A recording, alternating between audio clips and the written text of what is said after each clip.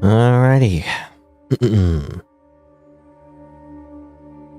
Today is Sunday, March 10th, 2024.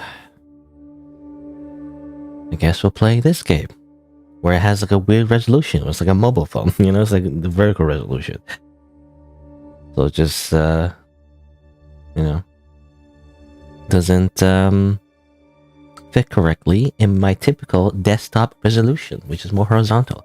So I add like the background of like the eyes. That's usually what I do. I just kind of take the background from the itch.io page and just, slap it on into the background if the resolution doesn't cover up the whole screen. Hopefully it's not too creepy. It's like it's a bunch of eyes. I don't know. Do people have phobia of eyes? I mean, in a lot of horror games, they do that, don't they? So they show like a bunch of eyes. I mean, that's what happened last time, actually. The last stream. Sometimes they just saw a bunch of eyes, It's like, oh, scary, I guess. I don't know. I'm not really particularly perturbed by eyes necessarily, but I am perturbed by trypophobia, where it's like pattern holes, If it was like a very like distinct pattern, like it repeats over and over again. Now that's, for some reason, like I have a phobia of that. It's like a natural, instinctual phobia, if anything, rather than like a conscious, fear. But anyway, I'm going to play this game. I'm going to play Perfect Love, kind of like an itch.io game that I found kind of randomly. I mean, not super randomly. Well, I was looking for, just horror games in general. I think the last game I played... No, maybe not. I don't know. I was thinking somehow maybe the last game I played led to this game. I don't think so. And in fact, no. I think it's because I found like another game, actually. It looked okay, but I didn't really like it that much. At least it didn't seem to appeal to me. I don't know. Something about like shadow people. And like and then you fall in love with a shadow person. And then the shadow person looks like Sephiroth. I don't know. Something like that. But then I learned about the Yandere'd Game Jam on itch.io. I was looking through a bunch of stuff, and it's like, oh, this one looks good. So I'm gonna try this one. I'm gonna try Perfect Love. I guess we'll see how it is. I don't know how long it is though. It doesn't even say how many words, is in the visual novel. In a lot of visual novels on itch.io, they say how many words are in it for some reason. Not for some reason, but, just to showcase the length, I guess. It's kind of like, it just reminds me of like essays, like in school, where you say you put how many like words you have in your essays. Like for some reason, they're hitting some kind of word limit. I don't know.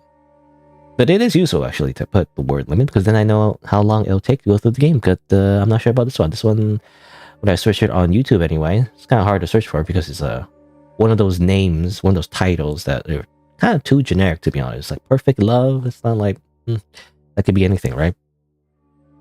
But there's at least one series where someone did videos on this game, but I think it's just like each video is like just ending of this game. Apparently, it's like there's 8 endings of this game, but it doesn't show like the full playthrough. Like I don't know how long it is. I'm not sure. I haven't watched the video, so I just kind of like browsed just to see. Anyway, right. Also today is, what is it, like daylight savings? Are we daylight saving or do we daylight not saving? I'm not sure. I don't know which one we're on. I'm never sure, but we move clocks like an hour later, so that's why I'm a little tired. That's the reason. Anyway, endings. Yeah, it seems like there's like multiple endings. Oh, and the sound effects keep playing. I guess because when I hover over the thing, it does that. But I guess, yeah. Let's begin. But let me drink some water. I'll do the usual video intro that I usually do. Let's see. How would I introduce it? It's not much information. It just says like, something about like the main character being obsessed with someone named Milo, I guess. I don't know who Milo is. I guess maybe we'll find out. Also, the screenshot. You know, the only screenshot that I took of the game that looked interesting is also the one that's kind of creepy. But I use it as like the thumbnail for the YouTube stream. I don't know. All right. Let's see. Be like, hello and welcome to Perfect Love, a little visual novel developed by C4 Games, available on itch.io. And well, I guess we're looking for the perfect love. And maybe we will mold someone into that? I guess we'll see. Spoiler warning, it's going to involve yandere's. So, also a bit of a content warning as well. This game is tagged as horror, so there may be disturbing elements. Viewer discretion is advised. Let's begin. Alright. The first piece of art just kind of just reminds me of like, what was that game? Disco Elysium, was it? You know, that was like game of the year 2 years ago or 3 years ago. I don't know. It was like a very like, you know, highly rated game. Anyway, for a while, you were obsessed with the idea of a specific love. Not the type that was advertised in romance books or romantic movies. Not the type that grows together, that supports each other. The type that others envy. You wanted the type that corrodes and suffocates. A little bit of typo there. The type that held on to you, clinging, begging to be loved. Who could only think about you, to only have you, whatever it costs. You had dated countless people to find that love, all failures. Oh, we have a big, was it like body count? I don't know. Is that the right word? I don't know. It's a little derogatory, I guess. Anyway, it was never enough. It would never be enough. You discarded them all aside and decided, if no one could give you the love you craved, then you would create someone who could. Wouldn't that be fun? My name is, sure, let's keep it default. Eris? Eris. Eris, the creator of strife and discord. Perhaps it was fitting I was born with a name like this. Interesting. Eris. Is that like a reference to some kind of mythology? I'm not sure. I'm not familiar, actually. I want to say like Greek mythology or something? I don't know. Well then, let's begin. You remember when you first met him? The person who would, or who you would create the perfect love from. College life was as dull as normal. Classes, to studying, to group calls. While walking aimlessly, you heard the cries of a poor individual. A student in the corner, mercilessly taunting and beating up a poor victim. Despite already graduating to college, it seems some students still kept their bullying habits from high school. Okay. Please, I completed an assignment like you said. Why are you... Bully. Ah yes, bully. Come on, Milo. You know why it has to be like this. Who was the one who tried to out us to the profs? How's your eyes leaky? You have leaky eyes. We're the only ones who even tolerate you, you know? We're your only friends. And friends, well, they don't just snitch on other friends. I swear, I didn't... It was... What a sad sight to see. You almost felt bad. But you did. Almost. Why are we evil? You know, the main, it seems so far, yeah, the main character is just kind of evil. We were from POV of a villain. You walk up to them casually. Move. You're causing a disturbance. What are you? Turning to you, he flinches visibly, shrinking away in fear. Did you hear me? I didn't think. Leave. I'm just so authoritative, you know? Authoritative or authoritative? Authoritative. You could almost hear him whimper as he ran away, his tail between his legs. I didn't know he was a furry. No, gracefully, you walk to the victim, pulling him by the arm. Thank you. He stumbles forward and leans on you before scrambling and adjusting himself. Sorry, I didn't mean to. Those friends of yours are rather cruel, aren't they? He looks up at you for a bit startled. Well, I can't blame them. I transferred only a bit ago, and I'm still not used to being in such a new area. They took me when I had nobody else. So whether I like them or not, it's better than being alone. Especially since my family's so far away. No, just like, don't have friends, and just be a hermit, easy. You know, it's not that hard. He looks up at you with resolve. But you were able to scare them away so easily. How did you? It's pretty simple, really. I rolled a intimidation check. I have a +4 bonus to my charisma. No, they know not to mess with me. You need to know how to speak their language, that's all. Speak the language. He hesitates, biting his nails a bit. Why'd you save me? Like in my Japanese animes. It does feel I don't know. I don't really see like. I guess, you know, form like real life bullying is like a lot more complicated. I feel like, I don't know, like you never like see just someone just simply being beat up. I don't know. At least I feel like these days, but it depends, I guess, on the situation. I don't know. Anyway, I just don't really see that kind of bullying like you see on like cartoon shows or whatever. They're like obvious forms of bullying, right? I feel like bullying, like social bullying, is more prevalent. You know, where someone is just being, how do you say, ostracized, you know, by a group of people. To me, I think that's more realistic. Anyway.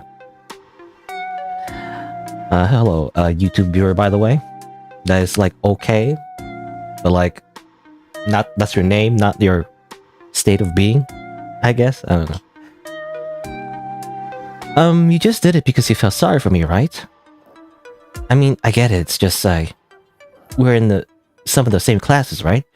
You just want me to do your homework, so I understand. I did it because I was worried about you. I don't care about making you do my homework. Worried about me? Of course. Who wouldn't be worried about someone being bullied?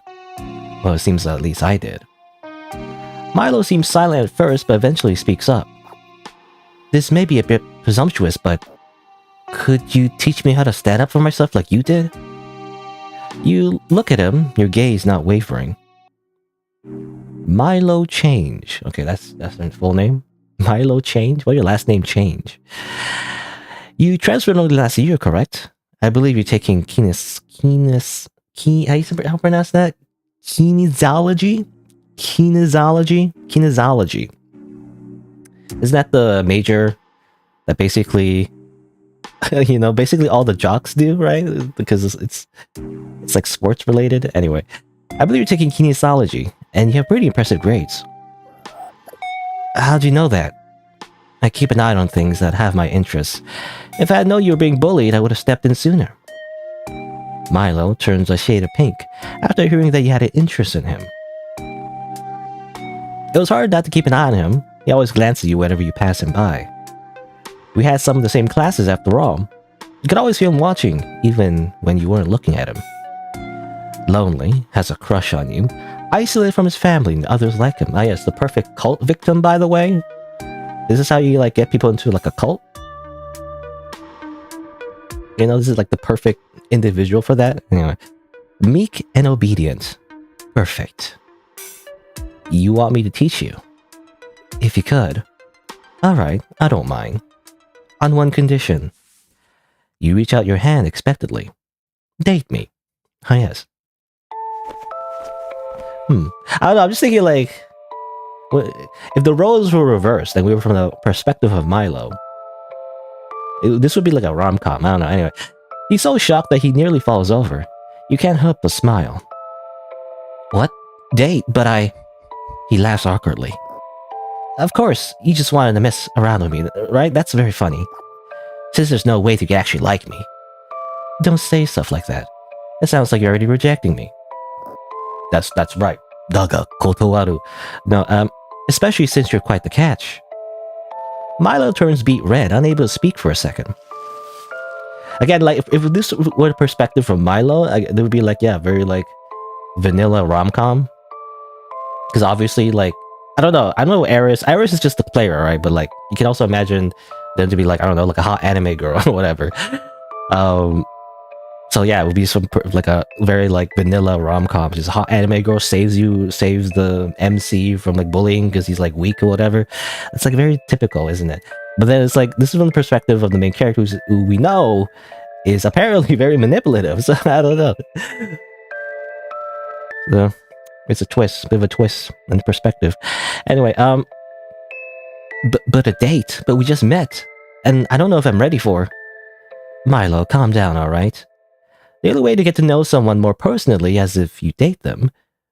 Or the only way to get to know someone more personally is if you date them. Think of it as a test run. Yes, it's just a practice test. Or, yeah, practice date. How can you know if you don't try, right? I guess that's true. But I think I like to date someone I could spend my life with. Kinda cheesy when I say it out loud.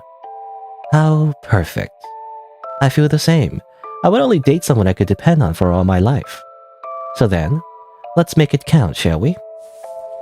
You hold out your hand again, and he tenderly holds it. You won't betray me, right? It's just that people in the past would jokingly, why would I do such a cruel thing, Milo? Can't you trust me? The one who saved you. His face looks up with a bit of surprise. Saved me? That's right. So then... Alright. How do I save the game? Is this the save button? I don't know. Can't tell.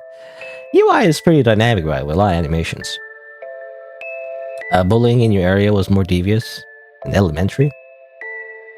People get wedgied. That's crazy to me. I guess I don't really remember elementary school, but I don't remember anyone being wedgied. You know? I feel like that's kind of cheesy, you know? It's like seriously, you're giving a wedgie? Like, don't they do that in cartoon shows? You know, it's like, are you in a cartoon? I don't understand. This is a TV show? Like, real bullying is much more, again, like, to me anyway, it's much more social, you know, rather than like physical. And more effective too, you know, if it's social. Anyway, what was I gonna say? I was gonna mention something else as well. Oh yeah, like there's also the cliche about, you know, the bully victim doing everybody's homework. I mean, I don't know. I mean, I guess it's like possible. Like if to me, like if someone were to ask me to do their homework, I would just say no. I'd be like, no, do your own goddamn homework. Want me to do your homework? No, you know, I'd be like, no. What am I, an idiot?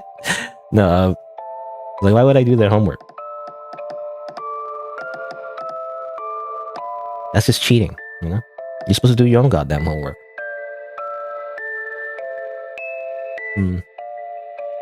Anyway, let's see. So from now on, I am your... I guess we're choosing pronouns. I don't know. Do we make this, I guess, otome game? Otome game? BL game? Or I guess lover is just like non-binary? I mean, I don't know if it matters. It's just pronouns, you know? It doesn't really affect the game, I guess.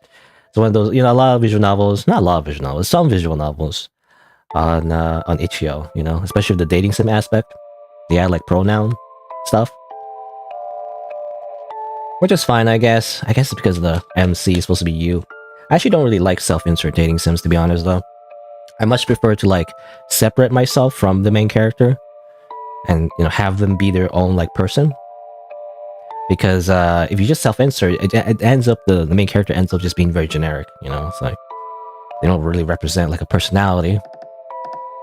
I don't know. I'll just say I'm leaning towards lover. Let's do boyfriend. Let's go through. Let's just do BL. I guess it's time. It's BL time. From now on, I am your boyfriend. Only because I want a consistent voice. You know, I don't want to have to suddenly change like a feminine voice. I guess non-binary would work too, but I guess I'll just choose boyfriend. Whatever. All right. So we're going the BL route. You know. Please treat me well. My boyfriend. He smiles nervously and taps his feet happily. I never had someone like that, so I'm not sure what to expect. What kind of thing should I do with my boyfriend? How about we come up with a nickname for each other? Nickname? Well, what do you think would be a good nickname? Let's see. This is another thing. My pet? Sure. Is that the default? I don't know. Is it randomized or just the default? I'm not sure. Sure. I'll keep it pet, I guess. Even though that's a little on the nose, I feel like. I also like Darling, only because of, the playthrough I did recently, model... Oh, not edit. Actually, I did not do it recently. I finished editing recently, actually, and published as videos. Model Employee. That's why I'm reminded of that game when I think of Darling. Anyway, I'll keep it as pet, I guess. My pet. Pet? That nickname is... Why? Do you not like it? I think it's rather cute. Or do you think I chose wrong? You can see him fidgeting with his fingers. No, pet is fine, okay? Despite any possible complaints, you can see that he enjoyed being gifted the nickname. My pet. I feel so special. My pet. It feels nice to be special, doesn't it? Well then... it's gonna be weird now. Well then, my pet. My classes are starting soon. Oh, so soon? I'll miss you. Clingy. Sorry, I didn't mean... It's alright. I think it's very cute, my pet. Don't try to dance around me. I am your boyfriend after all. I will accept all of you, so long as you do the same. Do you accept all that I am? Yes, of course I do. Good. That makes me happy. You walk a few steps before stopping. Before I do, shall we set a time for a date? A date so soon? No need to fret, my pet. It's just a way for us to know each other better. And so I can teach you how to stand up for yourself. First, we need to learn boxing, you see. You gotta do your drills. Now, meet me at the split path at 7 p.m. and we can go somewhere fun together. I have a couple of good places. Okay, split path. Don't be late, Milo. And bring your boxing gloves, That's what we're gonna do. We're gonna train, becomes fighters. And that's how you stand up for yourself, right? As you walked away, you could feel Milo's gaze boring in on you. Watching as you left him behind. Oh, vain, very veiny eyes. The start of an obsession. All according to Keikaku. At 7 p.m., you come to the split path and see Milo pacing about.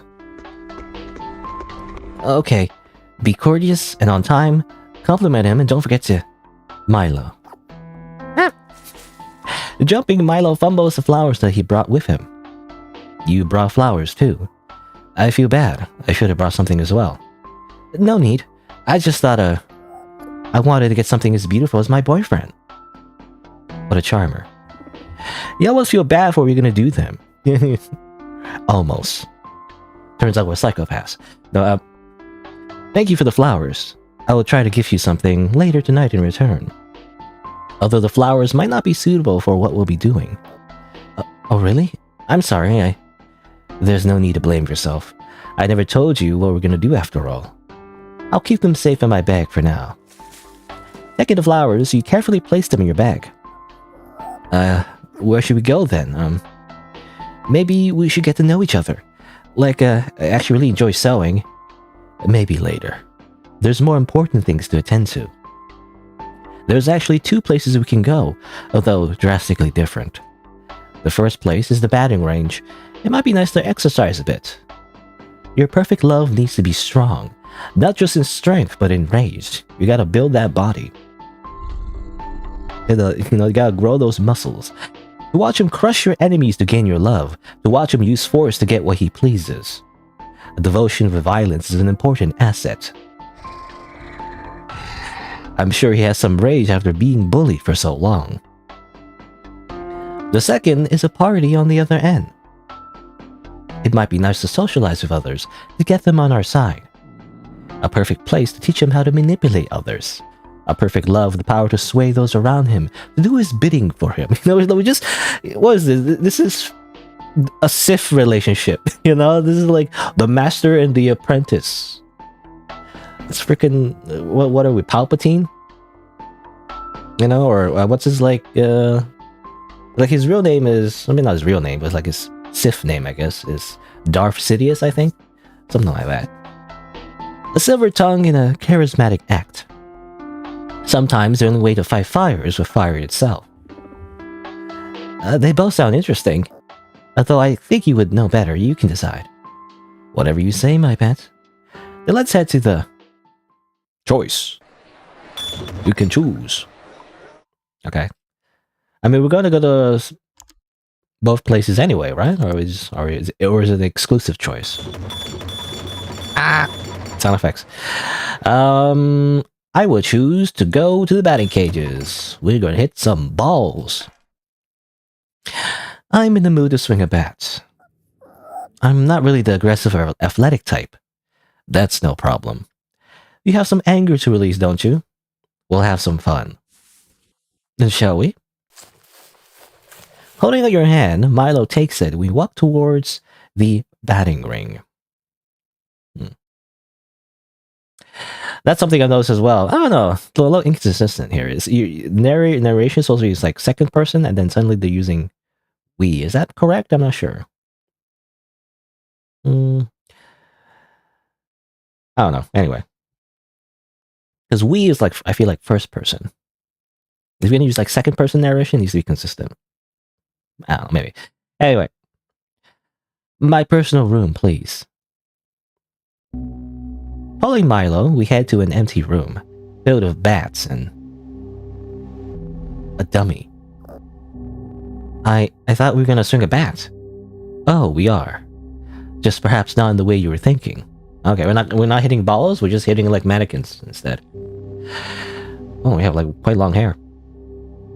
You pick up the bat and it cracks as dummy flies backwards and bounces back. Milo flinches at the loud sound. Here you go. Your turn. He seems reluctant to take it. I don't think we can. I'm against violence. My pet, it's not against a real person, only a dummy. He placed the bat into his hand. There's nothing wrong with letting out your anger like this. You lean in closer to him. Aren't you angry at those bullies? How they always use you? How they laugh behind your back even though you've done nothing wrong? You didn't deserve it. You never did. All you wanted was a peaceful life. That's how I felt. Is it not the same for you? You have to release your anger. Let out your rage, Gohan. You can transform to Super Saiyan 2. He clenches his fist around the bat. You grin as he steps towards the dummy. Taking a step back, he clubs the dummy hard. And then again. And again. Why do you always kick me? What have I done wrong? Think you know everything? Just die. Already. Almost in tears, Milo strikes the dummy over and over again. The rage in his eyes is so tantalizing. You're thrilled beyond belief. Finally, after bludgeoning the dummy, he steps back, having to catch his breath. And one more strike, the bat shatters. What a flimsy bat. He screams, dropping the remains of the bat and clutching his hand. Milo, are you alright? Sorry, I went overboard. Are there rooms like this? I don't know. I mean, I'm assuming this is like unofficial. And when I think about it, wasn't there like something like, what do you call it? Rage rooms or something? It's like a thing that people do? I'm not sure. It's like where you like go to a room and like you smash things, quite literally. But you pay for it though. I don't know. Can you just do this for free? Anyway, what are you sorry about? It's the most alive that I've seen you. From your bag, you pull out some bandages. Give me your hand. He holds out his hand, blood stained as you tend to the wound. I didn't think I had so much rage inside of me. It was scary, but it felt good. It looks up at me, grinning shyly. Yeah, I felt really good. It looks down as if scared. I didn't scare you, did I? If I did, I promise I won't. My pet. There's no way I could be scared of you that easily. If anything, it made me happy you are finally letting your anger out. This world can be cruel. You wrap his hands round and round. I wonder if there will come a day where you and I will get attacked. What? Why would you think that? It's only natural.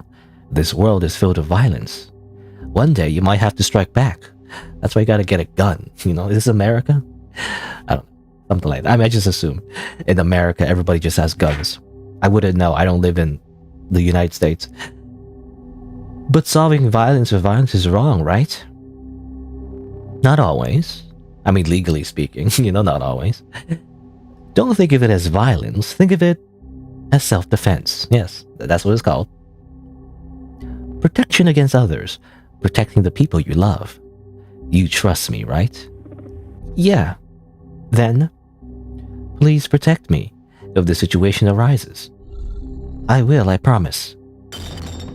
And so the bats continued swinging. From then on, the batting area became our place together. For dates, to let off steam, all sorts of things. And slowly, you taught him.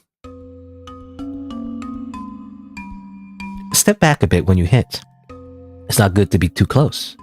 It's not fair for someone as kind as strong as you to be hurt like this. Striking someone in the knees is a good way to disable someone. Classic mafia technique. My pets, you deserve the world, but they don't deserve you. The chin and nose as well. Everyone feels like they're against us. I can only trust you. And I'm the only one you can trust. The way is to hit, the way to act. It was fun at first, but it's important to keep each date entertaining. Destroying cars at an abandoned lot, like in Street Fighter. Bonus round. Breaking glass jars, plates, and other pieces in a ramshackled house. Self-defense classes to fight, protect, hurt. Whatever it would take to train him. Whatever it would take to watch him grow stronger. Ensnaring him to only cling on to you, to save only you. Nobody else in the world. Just as it should be. For a while, it seemed that days were peaceful. Milo grew more confident as a person, more brash in some senses. He's completely changed. His attire changed as well, more rough and ruthless. Yet despite this, his personality was still meek, timid. It seemed more work still needed to be done. The bullies slowly strayed away from him, not sure how to make of this development. And as they did, he stayed close to you, clinging. No one came near him, as it was meant to be. Because to him, you were his savior. And yet, it wasn't enough. My, you've gotten stronger, my pet. Those bullies have to think twice before coming near you. You really changed, haven't you, Milo? He's like, rough and tough now. What do you call this? This is probably some kind of I don't know. Definitely in the Tomei games. There's always the delinquent type, isn't there? It's super strong and buff, Is that bad? I mean, I like it a lot better now. I think it's an improvement. Are you happy that you've been remade this way? I feel like I'm a new person since I met you. It's a good feeling. I even got this new baseball bat to celebrate. You briefly hear something being thrown before the wind is knocked out of you. You can barely push yourself up as you sputter blood and saliva onto the ground. You feel yourself being pulled out by the hair as you see Milo frozen in fear. Surrounding him are a bunch of gang members, holding pipes, bats, and other weapons. Oh no, it is gang leader. Well, looks like Ryan was right this time. Damn. He has really big abs. Scars traced on her face, and she looks you in the eyes. That brat really paid his big money to smack you around, huh? Ryan? The one who's been bullying me all this time. Oh, is that what this is all about? Huh. He must have been butthurt that you're no longer a punching bag for him, huh? Guess that's why we gotta take it out on this guy, huh? What? He's trembling a bit, and his eyes are darting around anxiously. Don't hurt him! It's me you want, right? My pet! Don't hurt my pet! I thought you're my pet, not... Anyway. Well, I guess nicknames for each other, I guess. I guess when we made nicknames, I didn't realize we were calling each other that, actually. Anyway. Your vision is blurred, and his voice is echoing in your ears. And yet, you smile. Remember what I said? This world is filled with violence. You promised to protect me, right? Are you really going back on that? Well, it's time to take out the Uzis. Time to dual-wield SMGs. No, no. Looks like your pet has some spunk. The next sound was a broken scream as a bat cracked into her ribcage. From then on, there was nothing but a massacre. The cracks of bones as the bat shattered them, the screams of begging as he took another victim. The sound splattered blood on the pavement below. Milo kept on bashing them over and over again. You know, it's like putting practice into... Or we're applying the practice that we did, you know? They tried to restrain him, keep him down, hit him, but he never flinched. The only thing he could think of was how to protect you. And soon, the gang member grabbing you was the last one standing. They're freaking anime protagonists, you know? The scarred gang members flinched slightly, not expecting this meek man would put up such a fight. You smile as you watch her quiver a bit. As Milo walked closer to her, hobbling a bit from side to side, dragging his now red bat across the floor, his eye focused on only her. She dropped you and ran, and you looked up at Milo covered in red. You know, he multi-class, you know, he put many levels into Barbarian. Crazy. His eyes weren't one of a human anymore. Milo. Milo, my pet. Come on, let's go. You dragged him away from the scene as best as you could. You could feel him shaking a bit. Finally, he spoke. Sorry, I'm sorry. You protected me, my pet. Why are you apologizing? It's Ryan's fault anyways. Didn't you hear what she said? That Ryan was the one who tried to attack me. All because I tried to help you. Ryan. You're right. It's his fault. From then on, the attacks became more frequent. Whenever you were outside, they would jump you from behind. Oh, this is very dangerous. College is very dangerous, huh? So many enemies. Milo would always protect you as best he could. He became paranoid, clinging onto you more desperately to protect you. Unsurprisingly, it seemed that Ryan had disappeared at the moment, as if he knew that Milo would come after him. What a coward. You smirked. It was fitting of him. It seems there's no one we can trust. The fact that anyone can attack me at any moment. We can only trust each other. Of course, I won't let them hurt you. I won't let anyone hurt you. I have stock images. You know, this is a stock image. The random lady in the background. I don't know. Once again, you are surrounded by the bodies of gang members sent to harass you. You know, it just turned to like a Yakuza game. You know, he's just leveling up, getting XP, beating up all, you know, random, you know, gangsters.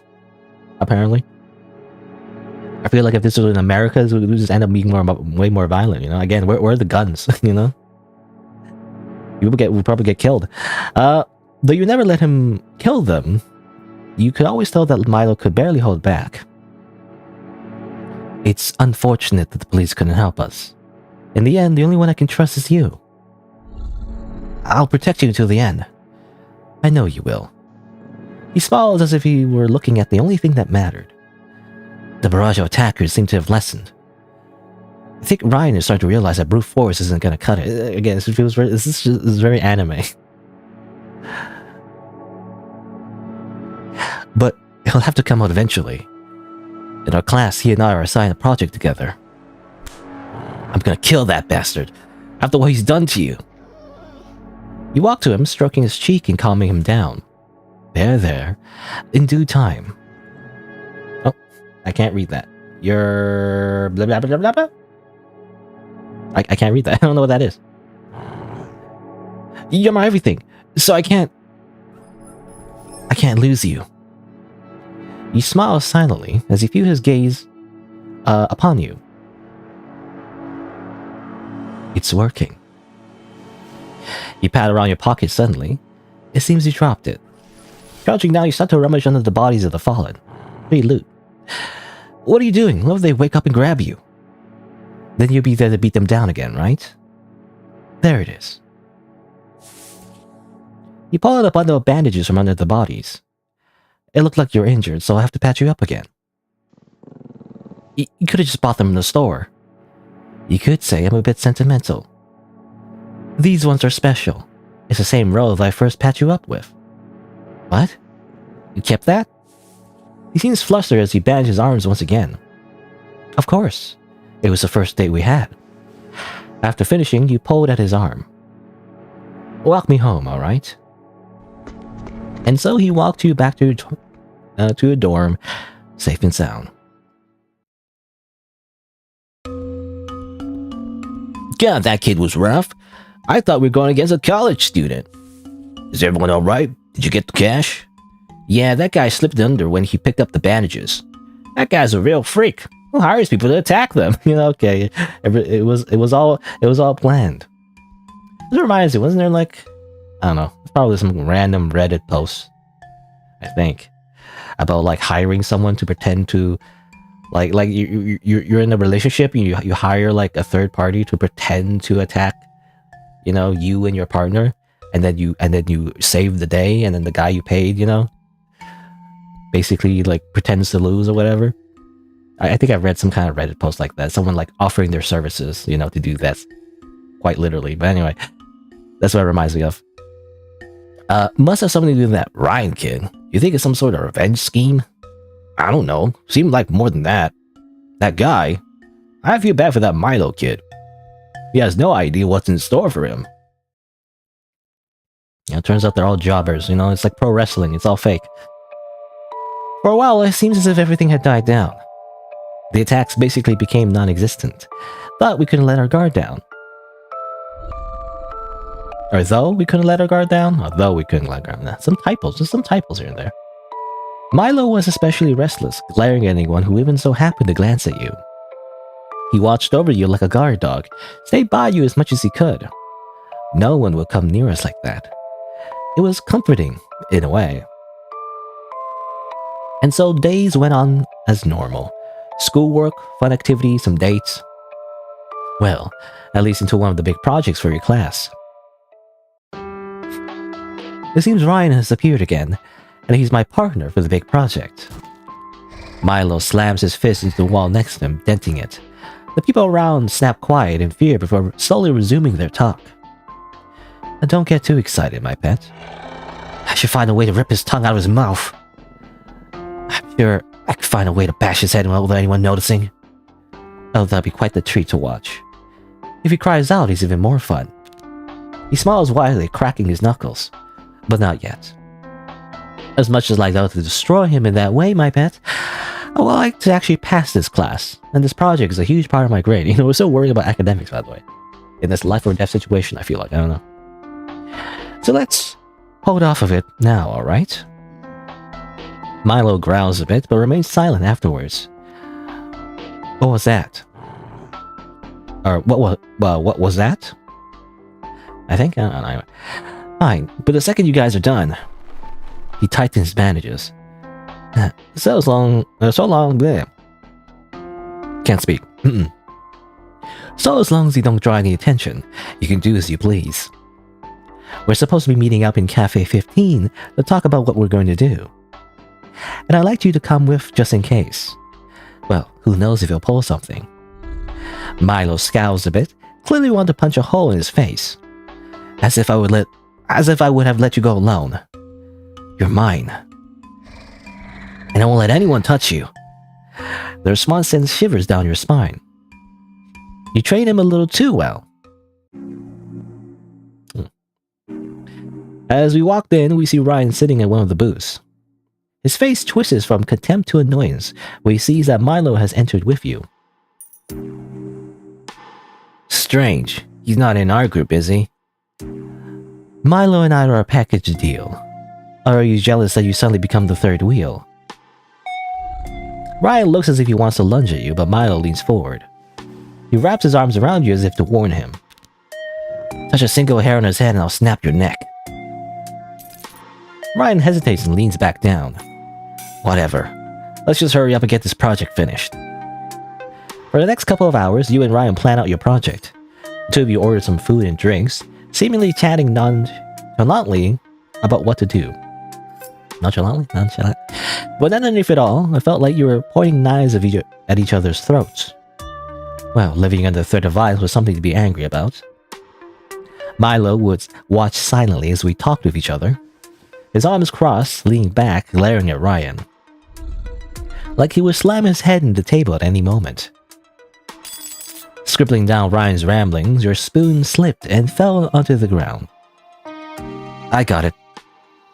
Milo leans down under the table to grab it, but not before bumping his head against it a bit. Ow, that hurts. I can remember many times where I bumped my head. It's not very pleasant. I don't know. He gently places the spoon into your hand before glaring at Ryan. What are you looking at? Ugh, this lovey-dovey crap makes me want to barf. What are you, homophobic? Anyway, his hand taps on the table a bit before looking at his phone. His eyes dart around for a second before standing. Well, I got a jet. See you losers later. Grabbing his backpack, he leaves the two of us alone. Finally. You chug down a glass of water after he leaves and slams it on the table. Or slam it on the table. Somehow it tastes bitter, like your disgust for him. He didn't even pay his portion of the bill, that lowlife. Don't worry, I'll make him pay. Though I might break some bones along the way. Forget it. I need him alive so he doesn't make me do all the work. That's disappointing. Sighing, you fork over the money and you and Milo head back. Let's walk back to the dorms. I have to get some stuff before the next class. Milo nods and holds you as you walk. As you walk, something doesn't feel right. You start to falter, your legs feel weak, and... A pet? Everything goes dark. You wake up staring at the ceiling of your dorm, laying on the bed. Milo seems to have been by your side, holding and stroking your hand gently. Please. You feel his warm hand shaking as you place your other hand on him. His eyes snapped open, and he happily holds your hand to his face. Thank God. Despite how gruff he acts normally, he's always soft for you. What happened? You passed out suddenly after we left the cafe. Did I now? You recall Ryan tapping his fingers against the table. His eyes were darting at the glass. Oh, I see what happened. That snake really has it out for me, huh? What do you do? He clutches onto your hand tighter, almost crushing it before loosening. Sorry, Don't worry. You'll be able to use that anger soon. It seems that Ryan must have drugged me. Must have been the water. Dropping my spoon was the perfect opportunity for him to do so. How oddly clever for him. First he sends gang members afterwards, now he drugs you? He punches the bed and you can feel it creak in agony. Disgusting. He really doesn't know how to leave it alone, huh? Well, he should be given a taste of his own medicine. You tap your forehead as you think. What will make Ryan suffer more? Drugging him back would be ample payback. You do have access to the chemistry lab. Watching Ryan shudder as his body collapses on himself as he did to you would be entertaining. Or maybe he might have other secrets he's hiding. He might see it coming if you attempt to drug him back. Stalking him would be less obvious, and it would send a proper warning as not to mess with you. Choices. Milo looks at you eagerly as you make your decision. The best way to get payback. Okay, you have another choice. I was thinking that... Did Did he drug us, right? I would say poison or something. Oh, I guess it's poison, but did he drug us? Or are we just pretending? Because I do feel like, because of the reveal that we already know, that we're just setting, the situation up, really. Maybe we're just drugging ourselves, and pretending that he did, just so we can rile Milo up, so that he murders him, I don't know. Anyway. Sure. An eye for an eye. Let's drug him back. Wouldn't it be fun to give him a taste of his own medicine, literally? Drugging him. I'd rather just break his legs. Oh, my pet, that does sound fun, but sometimes it's good to be a little bit more smart about it. Just think of it as a study date. It'll be fun learning how to drug people. Is this legal? Study date. You feel his hand warming up as he considers the date. Well then, shall we have fun on our date? Let's get going then. Despite feeling the effects, you refuse to show weakness and stand up. You think of Ryan's face in agony and smile as Milo follows you out of the dorm. You walk with Milo to a seemingly quiet part of the campus. Unlocking an abandoned lab, Milo trails in behind you. My pet's very clever. I didn't even know you had access to this lab. One of the professors here is very kind. They saw my interest in chemistry and let me use his lab. As if that were true, he has swapped it off another student while they weren't looking and made a copy. He hugged into you suddenly, startling you. My boyfriend, you really are amazing. Even after being attacked day after day, you're so strong. It's only because of you, my pet, that I was able to stay strong. Waltzing into the lab, the beakers and other glass tubes stood watching us. Well then, let's get started. You think back of what it felt like when you were drugged. Dizziness, a bit of drowsiness. The way he did it so fast, the water, and the fact that you couldn't see it in the water. It looks like that bastard learned from before and actually made the proper dosage of GHB. GHB? I don't know what that is. So this is what he drugged you with? He picks up a chair and throws it at the ground, bouncing. He picks up the chair and throws it at the ground, bouncing and marking the wall. Well, that's vandalism. I won't let him get away with this. You wanted to stop him, but suddenly you felt dizzy and held on to him. Are you okay? It seems the drugs still have a bit of a side effect to them. You held yourself steady as Milo gently helped you stand. You should rest. No, I have to stop Ryan from doing this again. Here, take this first. You hand him some safety glasses, which he fumbles with awkwardly. I feel stupid. Really? I think you look quite nice. You wink at him, causing him to get flustered. Let's get started. GHB is probably the most common one. We have the ingredients already. Luckily, you had experience with it before and knew what to do. With the materials here, it seemed like it would be rather easy to make. I've always wanted to make chloroform as well, though it might not be that good in this situation. Chloroform? Chloroform? Can't we just kidnap him with it? Knock him out like Bam? Sure, if we were in a movie. In reality, it would probably just kill him. And that's the problem. Why? You're such a jester, Milo. Sadly, I still need him for the project. He huffs his annoyance at your answer, but plays it cool. Yeah, I mean, that's true, actually. Chloroform, it isn't like the movies. You can't just, use it to knock someone out. It's very, it's like sedatives, you put too much, you can end up killing the person, you put too little and it doesn't even work, so that's what I've heard anyway. Maybe for fun, I'll show you how to make it in a bit.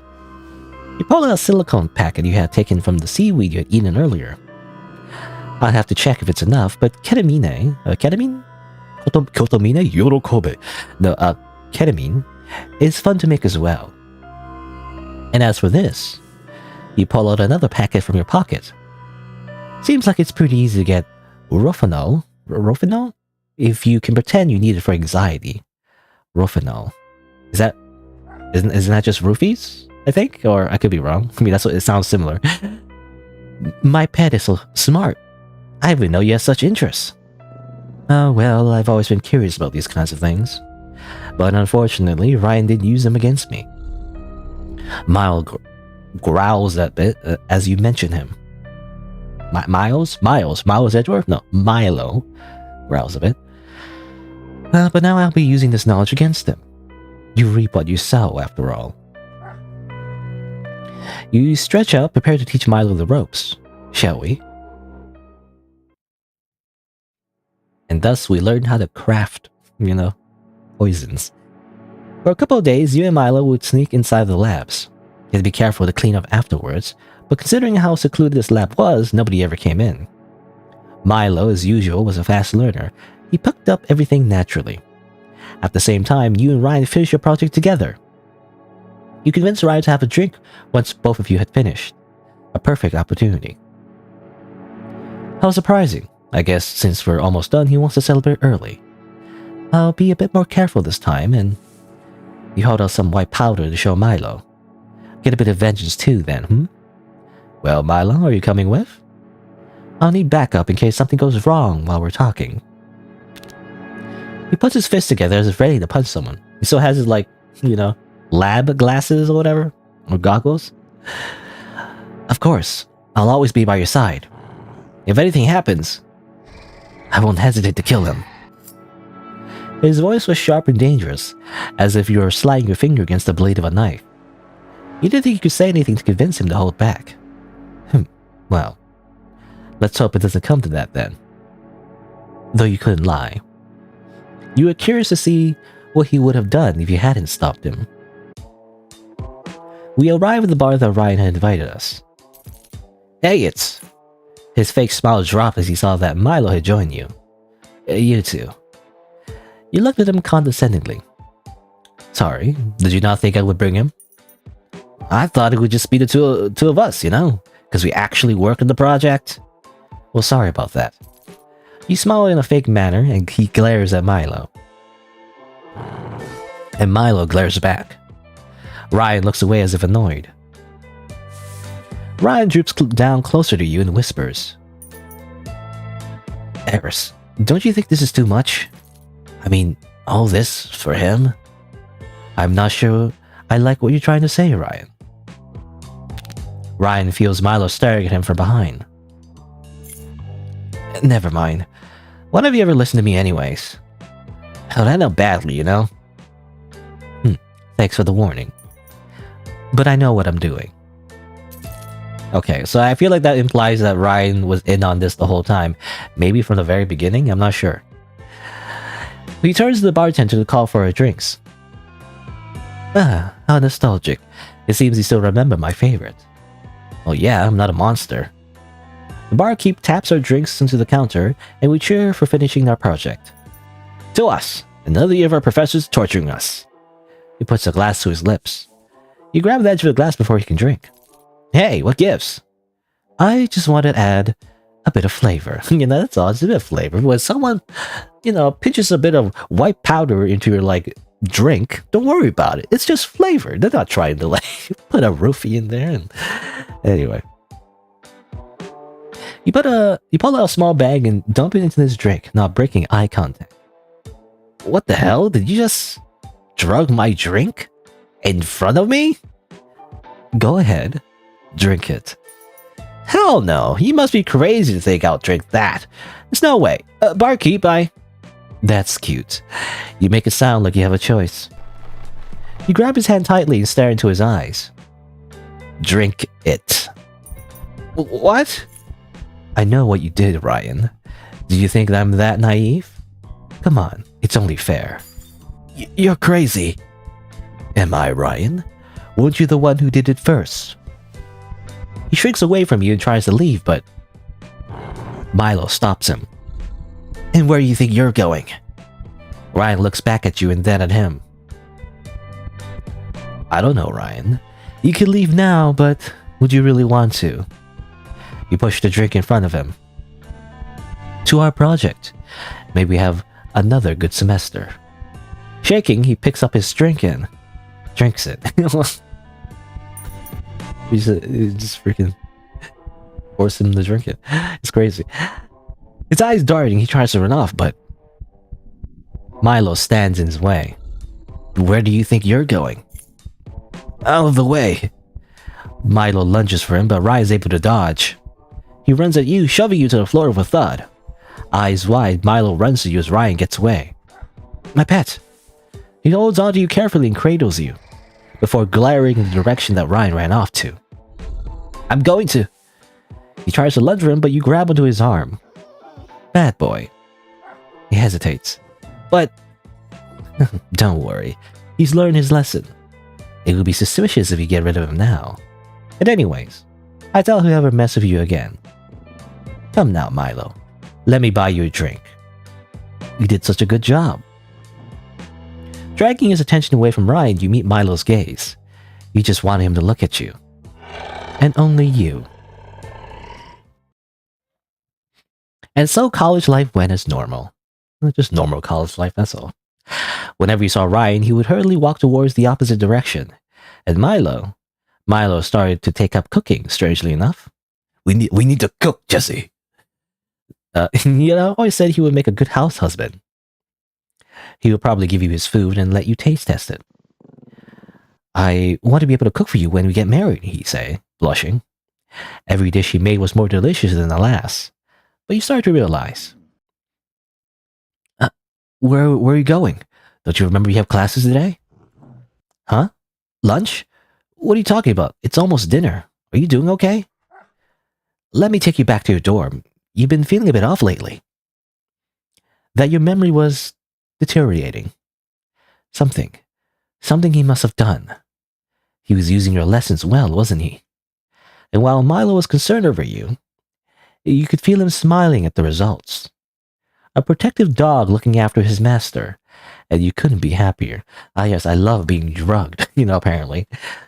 And having like amnesiac episodes or whatever. And so for a while, nothing else out of the blue went on. It was always just you and Milo. Weirdly enough, Milo seemed to cook for you less and less. The strange fog that he'd gotten before was slowly lifting, and it was infuriating to you. More affectionate, he was hugging and clinging to you, as if he was resisting it, as if he was stopping himself. How sweet, how cute, how lovely, how kind, how weak, how pathetic, how insufferable, how disgusting. So close to creating the perfect love, and yet he was backing out. It seemed to you, despite how much he had changed, the old meek Milo was still holding himself back. How sad. It seems you haven't pushed him enough. You had to break him. Okay. It's like that meme, it's like I can fix her, or like I can fix him, but it's like the opposite, I can break him. Well, then there's only one thing to do. I can make him worse. Push him to the brink. Just one final push. He was walking with you across campus as usual, looking around, fidgeting a bit. Is there something on your mind, Milo? Milo stops for a moment and hesitates. You've really changed me for the better. Before I was such a weakling, pushed around constantly. But now, no one will dare do such a thing. He holds your hand tenderly, and now I'm happier than ever. All thanks to you. He lays his head against your shoulder. I want to make you mine. We're going to be together forever, right? You breathed out slowly as you heard his words. Ah, poor simple Milo. His fate was sealed for good. Just one more push. I wish that were true, Milo. That we could be together to our graves. But let's be honest here, my pet. Do you really think that will happen? Do you really think I would never break up with you? Milo. No. I won't let you. You're mine. My one and only boyfriend. After all those times I protected you, after all I've done, you're just gonna throw me away? Like trash? Like junk? You and I promised we'd be together. If it's not with you, I would rather kill you myself. I knew it. I should have put a higher dosage. Would you just rely only on me then? So I could always take care of you. So I'd be your entire world. Milo. There's nothing left for me. I only exist for you. Nobody else, only you. Without you, what's the point of living? Why should I even exist? Milo. Your own snap caused Milo to flinch. It was the first time you ever raised your voice at him. I don't want to leave you. I want to be with you until death do us part. But time is not kind to us. We could drift apart or fight. No, we won't. Then what about those around us? Do you think they won't try to tear us apart? You lean closer to him next to his ear. My pet, it's the world around us that wants to take us apart. They're always planning, scheming, watching us fall apart. Don't you see? There's no way to escape it. You lean back, closing your eyes as if contemplating. Well, maybe there is a way. Milo's eyes light up. He leaned closer to you. What is it? Whatever it is. I refuse to let them take us. You cocked your head slightly. The final push. The only way for us to stay together forever is... Okay, save the game. You know, it really is like basically... Yeah, it's just an Otome game. But like, the reverse. You know, it's like the reverse of an Otome game, where you date like a bad boy, and then you like, you know, fix him, whatever, quote unquote, and then you have like a happy ending. It's like the opposite. You know, it's like you turned them into a bad boy. Anyway. Well, sure, let's say to protect me. No matter what, the world will always find a way to take us apart. It's cruel, isn't it? Then the only solution is simple. Just make sure I can't be taken away. Make it so I'm yours. That's a very dangerous proposition to give to a yandere, I don't know. And just like that, Milo's eyes had changed, it turned blue. It felt as if you would simply freeze in place looking at him. As if he would do anything to make you his. I think you know what I'm talking about, right, Milo? Sometimes those kinds of things simply can't be helped. Of course, why didn't I think of that? You were always mine to begin with. I've just taken you earlier. To somewhere where no one else can find you. You nearly laughed at the results that he produced. You couldn't wait until he broke. What is this? What is this game? It had taken you a while to track him down properly, but there he was in your line of sight. You walked up to him quietly.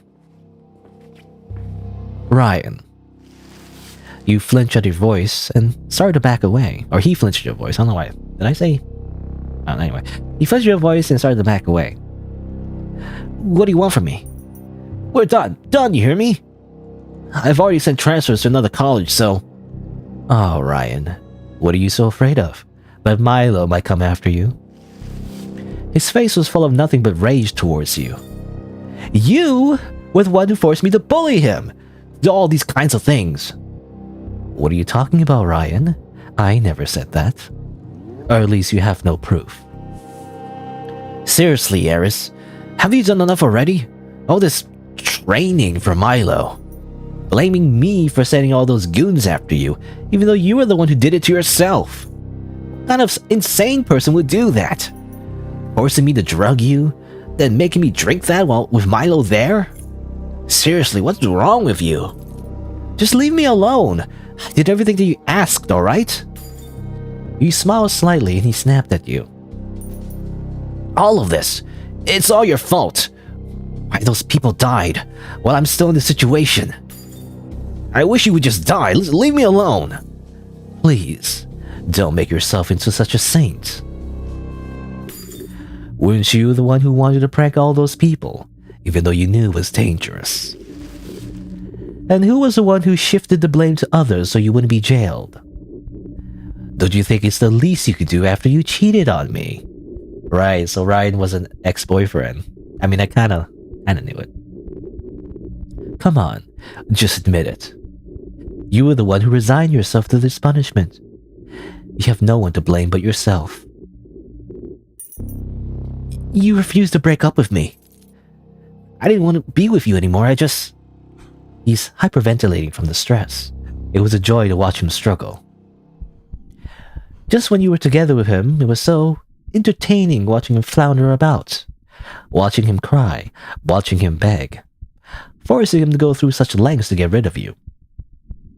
When you got bored of him, you tricked him into cheating with someone else. He was never your perfect love in the first place. Never would have been. The only hope for failures like that is to crush them to dust. Fine, you win. He stops for a second, not believing what he heard. What? You're right. You did what I asked you. I promised and I will let you go. His eyes tell you he doesn't believe you. He knows you far too well. Well, after this one thing, just one more thing, Arthur. One more ride, Arthur. Just gotta rob this bank. I knew there was a catch. You pull out a USB and Ryan's eyes widen with fear. Is that? It is. The last piece of evidence that proves that you were the one who killed those people. I mean, can't we just copy and paste that like any other USB? Is it really the last piece of evidence? I don't know. It would be a shame if it went into the wrong hands. Ryan lunged at you, desperately trying to grab the USB from your hands, but you dodged him. Ah, that's a spirit. Give it to me. I will. Pry it from my hands. Fight me if you have to. Take it from me, and it's all yours. Without another word, Ryan tackled you to the ground. He tried to swipe at the USB over and over again. You struggled to move his weight on you. He took the USB with ease. Finally! Something loomed over Ryan as he laughed. You could feel Ryan shudder as he felt a presence behind him. The air was heavy and thick, as if every breath was steeped in poison. Milo's eyes weren't one of a human's anymore, as if it were something far more sinister. Ryan opened his mouth as if to come up with some excuse, but before he could say anything, Milo pulled out his bat. And without another word, swung it towards his legs, and the sound of his bones splintering filled the air. There was a blood-curdling scream as he grabbed his leg in agony. The sound of howling pain echoed in the air. How unfortunate for you. You notice out of the corner of your eye a shadow of people coming to see the commotion. We have to go, Milo. They're going to find us. Milo turned to the shaking Ryan, grabbing his collar. If you tell anyone else about this, your skull will be the next baseball for me to hit. Throwing him into the ground, you and Milo made your escape. After escaping from the scene, you felt Milo's gaze burning through you. I think we're far away enough. You grabbed at Milo's arm, but only stared at you unmovingly. Why were you talking to my pet? It was nothing important, at least not anymore. Did you like him? It was a simple question that made you stand on end. The way you were looking at him, watching him. That's what it was, wasn't it? He growled viciously, as if imagining tearing his head off. I was simply, it doesn't matter. You belong to me now. You would never go back to him. I'll make sure of it. The blue of his eyes left you speechless, as if frozen by his words. And yet somehow, you felt happy beyond belief. Just as he had said, Ryan seemed to have transferred schools. However, it didn't seem like Milo had let go of his anger towards him, and towards you. Yet still he took care of you, and he was always by your side. It was strange, you thought, when he suddenly took up cooking again. He would often mutter to himself as you did your projects, and you watched him cook. You had hoped that he would be planning something exciting for you, and so he did, one seemingly normal afternoon. He gave you some cookies that he baked earlier that day. I hope you like it. He looked at you tentatively, as you ate them without thought. I think there's a lot, very small typos in this game.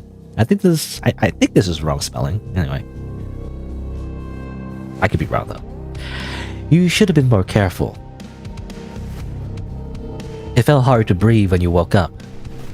Coughing and sputtering, you were bound to a chair as the ropes rubbed against you.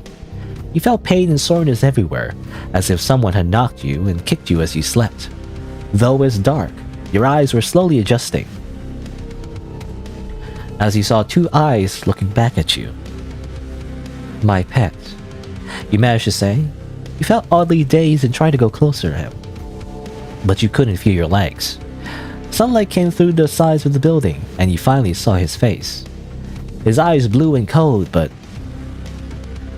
his face slashed in blood.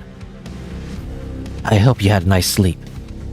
His voice was surprisingly gentle, but still had a hint of stiffness to it, as if his voice hadn't spoken for a while.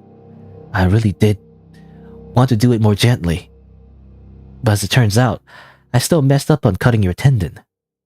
So I just took the whole thing. What? What did you take?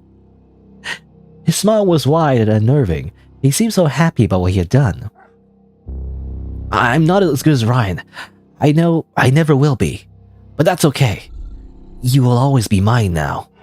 You can't run anymore. It took you a while to realize what he meant. Of course. The red that was slathered on his face, the choice of words. You looked down. You couldn't touch the floor anymore. Your legs were gone. What was left of them were sewn up as if a doll. Your legs were gone. You started to breathe heavily. Everything felt as if it were crashing. Don't move, you're gonna... And then you started laughing. So happy. So brilliantly happy. Milo looked surprised, not knowing what to say. Beautiful. Beautiful! You done well, Milo. You couldn't stop laughing. You couldn't stop smiling. A never-ending echo of pure happiness, of full insanity. This is just what I wanted, Milo. Finally, you've truly done it. You're perfect. The laughter, the final end goal fulfilled. Oh, you couldn't have been happier. Insanity, disgust maybe others might say, but you couldn't care less. To this was without a doubt your perfect love. Yay! Kidnapper's love ending. Well, that was one outcome of like grooming a yandere, you know? I do feel like, I don't know, maybe like a, you know, female pronouns will work better, because the main character really does just remind me of, I guess, spoilers. I don't know. I mean, how do I say this? The final antagonist, you know, the true antagonist of Danganronpa, I guess. That's what it reminds me of. You know, her existence is a bit of a spoiler, but, you know, that's what it reminds me of. It's like, you know. But yeah, there you go. Again, yeah, I do feel like, I don't know, female pronouns will I don't know, work better for the main character. I really do feel like it's more like a deconstruction of Otome games more than anything else. I feel like BL, you know, or Yaoi, the dynamic is a little bit different. You know, it's not as like obsessive, I feel like. Well, I guess it depends on the story. Anyway, there you go. That's one ending, I guess. Got kidnapped and your legs were cut off. Amazing. I guess there's other choices we can do that will lead us to different endings, is the idea. I don't know how long this is going to take. I don't want to take, just like last stream, I don't want to take too long getting all the endings. But I guess we'll see. I guess, well, what we're going to do, probably going to load here. So there's probably different choices here. So if I had to guess, there's probably like two main branches, right? There's the batting cages and the party, and that kind of affects, you know, it really is like it's grooming, I guess, or like it's like tomodachi, or not tomodachi. Tomodachi means friendship or friends in Japanese. Tamagotchi, but I guess it's not Tamagotchi either. It's well, what's that game? Princess Maker, was it? I think that's what it's called. Princess Maker. It's basically what it is. It's sort of like Princess Maker, except without the, I guess, you know, RPG mechanics of like gameplay where you can like increase stats or whatever. It's more so like, you know, you have Milo and then you basically choose different choices, and he grows up and then he turns into different types of yandere's as you go, I guess, is the idea. I'm assuming that's what it is. But yeah, 1 out of 8. There's a lot of endings. Again, it's like those two main branches. It'll be a little bit faster getting the other parts, of that same branch, I guess. Maybe. Yeah, because there's probably the branch. Let's see. There's the branch, probably where you say at the last there, or at the last choice there to get rid of them. That's like probably one ending. And then there's an ending. There's probably 2 more endings where you stalk Ryan instead, and then 2 more endings of that. It's like 1, 2, 3, 4, and then there's probably a whole other branch involving going to the party instead of the batting cages. I imagine Milo, instead of turning into like a, I don't know, like a, I don't know. I don't know how to describe him. Like biker. I want to say biker guy. Even though he doesn't have a motorcycle, but wearing a leather jacket and all that. Instead of doing that, his personality will be slightly different, I guess. And then we go through the same thing again, and then and I don't know. I guess we'll see how the branches kind of like branch out basically. But I'm assuming it's very similar. I guess we'll see. Anyway. But all right. Let's see. It's only been an hour and a half, but I need to go to the washroom. So I guess I'll take my break now. I guess I'll go to the washroom. I'm gonna grab a snack. I'll be right back, and then I guess I'll try getting the rest of the endings. I don't know if I'll be able to get it in this stream, but I guess we'll see. Maybe, I don't know. I think maybe what I'll do, if it takes too long, because last time I streamed for way too long. I don't know. I don't like streaming for way too long. So maybe if it hits the 4-hour mark, I think I'll just stop and then just do the rest off screen. That's probably what I'll do. But I guess we'll see. Maybe we'll get all the endings anyway. But for now, I'm gonna take a quick break. I'll be right back after a short few minutes. BRB.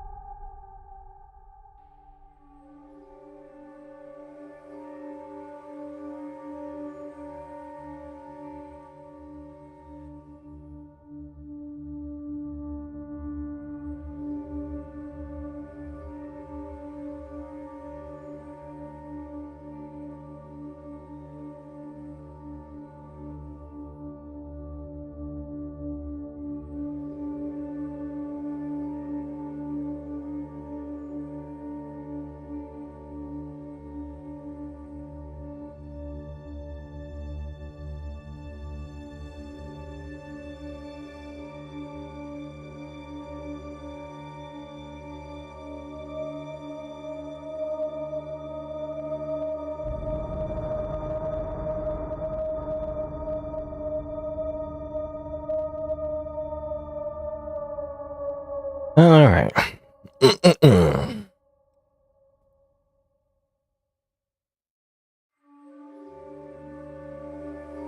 Say like a quick sandwich. And I'm ready to continue. Yes, load. Load over here.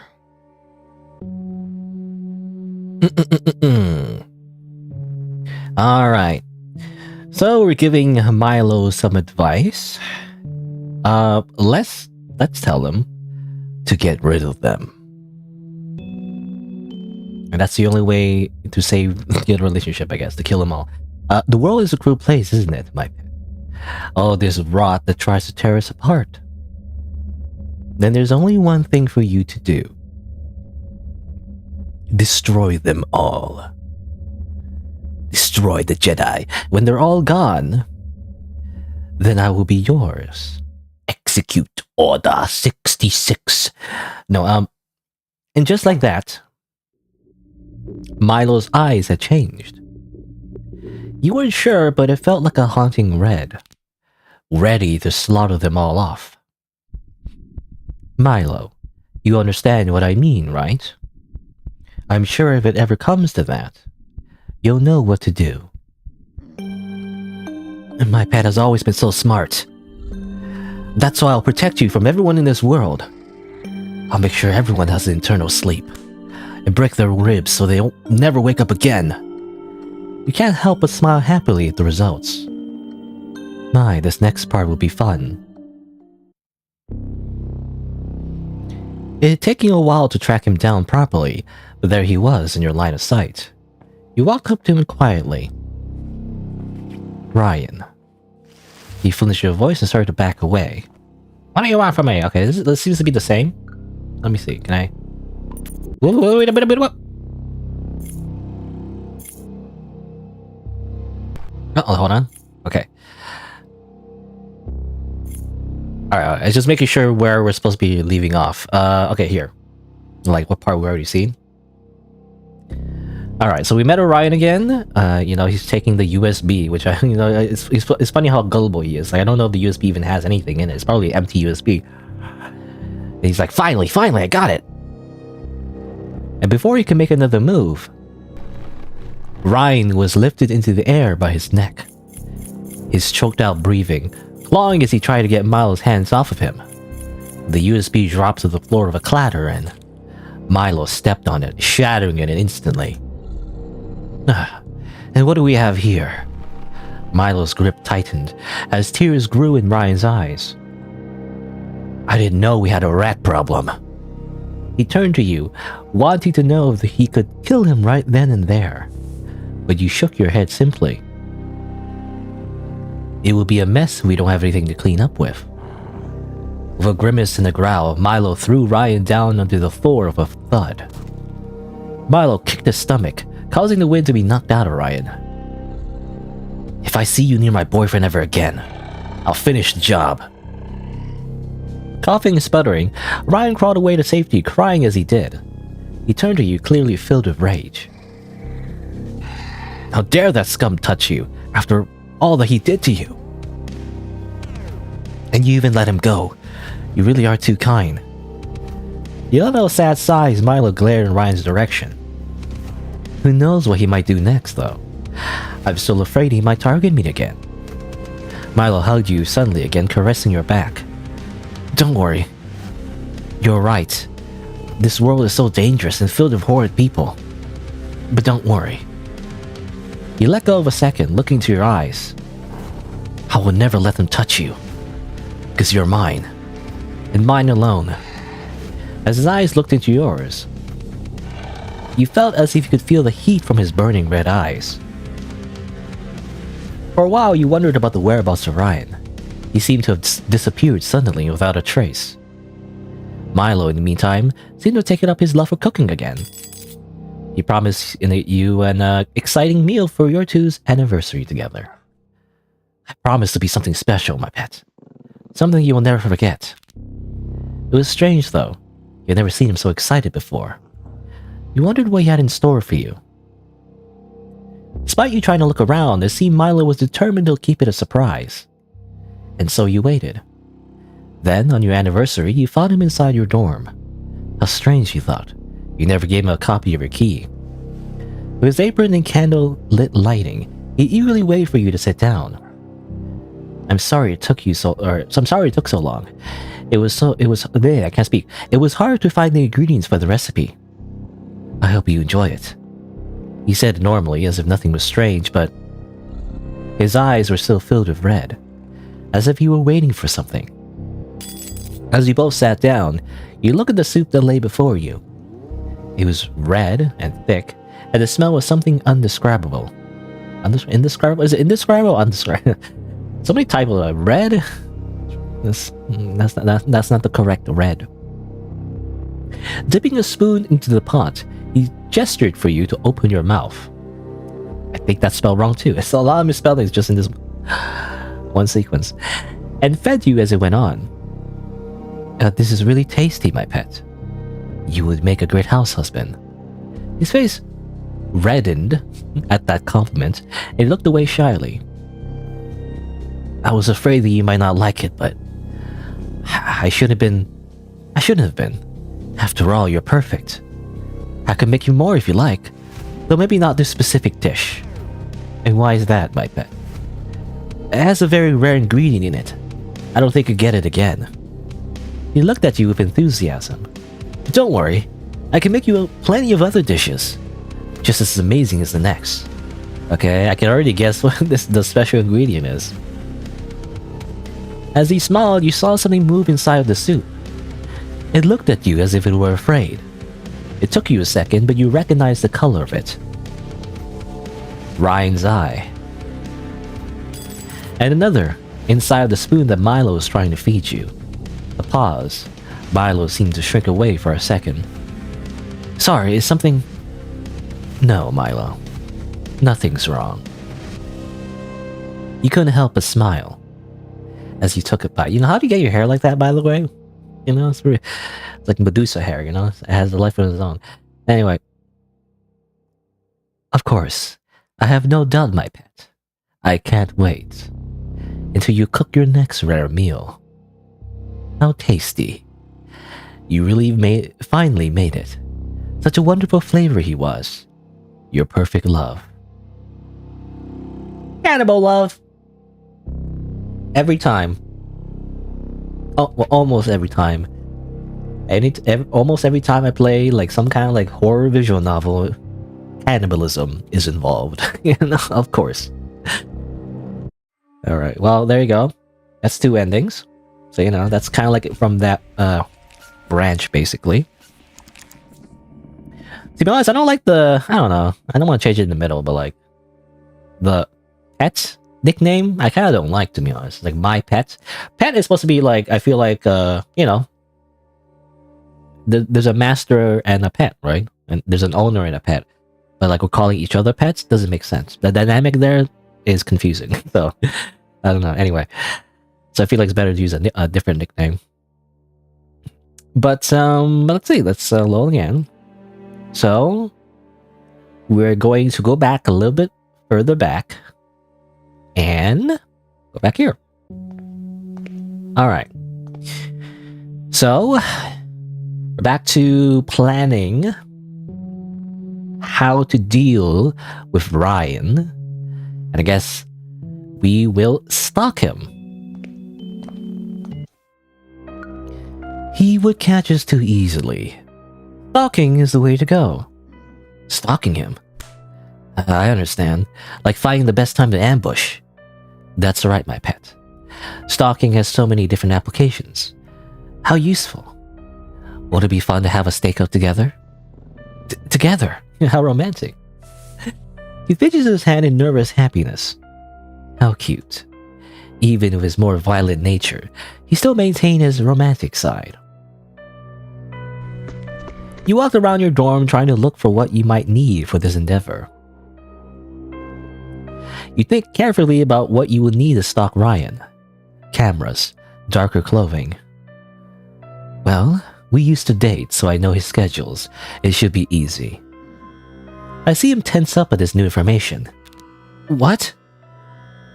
A mix of fear and jealousy cloud his eyes. What a cute reaction. My pet, are you jealous? Afraid he might take me away from you? I would never let you escape me. You're mine, you know. It's just a jest, my pet, as if I would ever go back to him. We were just toying with each other anyways, him more than me. It was all lies anyways, just something to kill time. But it was obvious that Milo wouldn't let this go easily. Why don't we focus on watching over Ryan first? Or would you rather stalk me instead? You said it as if it were joking, or you said it as if it were a joke, but you watched as Milo's eyes widened. Cute. But we have to be a bit more hidden, so I got these. You pulled out some matching hats, so you got them. I think you would look good in them. This is. Do you not like my gift, Milo? He held it close to his chest, almost in a childish manner. No, this is mine now. How cute. He fidgets awkwardly, seeming a bit flustered that he'd been complimented. From wolf to puppy, it was very like him. He put it on afterwards. How does it look? How handsome. He's looking away, not sure what to say. This is a beanie, I guess.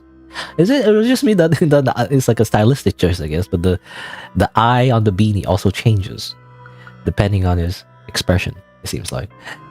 Well then, let's get to work. It's the least he deserves for what he's pulled. For a while, we follow Ryan around, secretly, with gentle steps, enough that he would never know it was us. But obvious enough to know that someone was watching him. At first, it wasn't anything. Harmless, in fact. We watched him, but never did anything to him. But Milo got impatient. At first, it was just acts of violence, breaking his windows, trashing his dorm. A little bit out of control, he thought.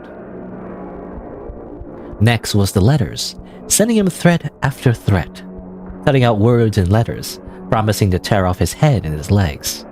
Pictures of his friends, promising to gut them alive. It almost felt bad for him, the way Milo tore into him. At some point, he couldn't leave his dorm room for a bit, afraid that someone out there would kill him if he had stepped out. You could tell Milo was amused at this. Whatever sense of guilt he had was gone. After all, to him, Ryan deserved this more than anything. He had tried to hurt you, and it was a threat to his everything. It was enough to almost make you laugh. It became harder to meet Ryan in person to work on your project. So we have a Zoom call instead. Is something wrong, Ryan? I haven't been seeing you in class. At least it doesn't seem like you've been slacking on our project. This is too much. It's Milo, isn't it? Please, tell him to stop. I know what I did was wrong, but I don't want to live like this anymore. All these threats. He's breaking into my dorm. I'm not sure he would even listen to me anymore. He seems hell-bent on getting revenge. But this is what you wanted, right? Please, just make it stop. You ponder a bit, contemplating on shortening Ryan's suffering. Milo's been too rough lately. As much as I hate to admit it, I do need you to finish this project with me. So, I'll convince him, you have my word. You can see he's shaking his stop, his relief in his eyes bringing back, the relief in his eyes bringing back life. Really? Of course. Let's do well in this project together. It wasn't just Ryan that Milo watched. You had noticed that he could never tear his eyes off of you either. It almost scared you the first time you saw him standing outside your dorm in the middle of the night. His eyes never wavering, watching, observing. At some point, he had disappeared and started to come inside your dorm at night. It was almost clumsy the way he tried to get into your dorm. You could hear him walk into your house, the footsteps soft but noticeable. He'd even knocked over something like an awkward puppy. Every night he came in and watched you sleep. He held your hand sometimes, even climbed in bed to sleep next to you. Sums? Sometimes, I guess. Sometimes he would simply chant your name like a mantra. Mantra? Mantra? Eris.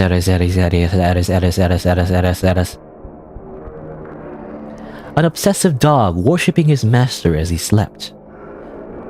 Some nights, he would simply sit there, watching you, his eyes hungry, as if he wanted to eat you alive. Soon after, you notice that some of your clothes would go missing for days on end, only for them to be returned for you a couple days later. But there's some that you would never get back. Why are you stealing my clothes, bro? I need those. How strange. I can't seem to find one of my sweaters. It's too bad. I had that one for a long time. Milo would tense up a bit every time we would mention something missing. It might just be lost forever. Sometimes it gets eaten in the laundry machine or something, right? A sweater eaten by the laundry machine. How silly. But it made you happy that his mind was so enraptured by you. You were certain he was about to become your perfect love. It took a while to convince Milo to cease his actions. Even if he promised to do so, you would see him go behind your back to continue. I see, Milo. You do want me to fail, then.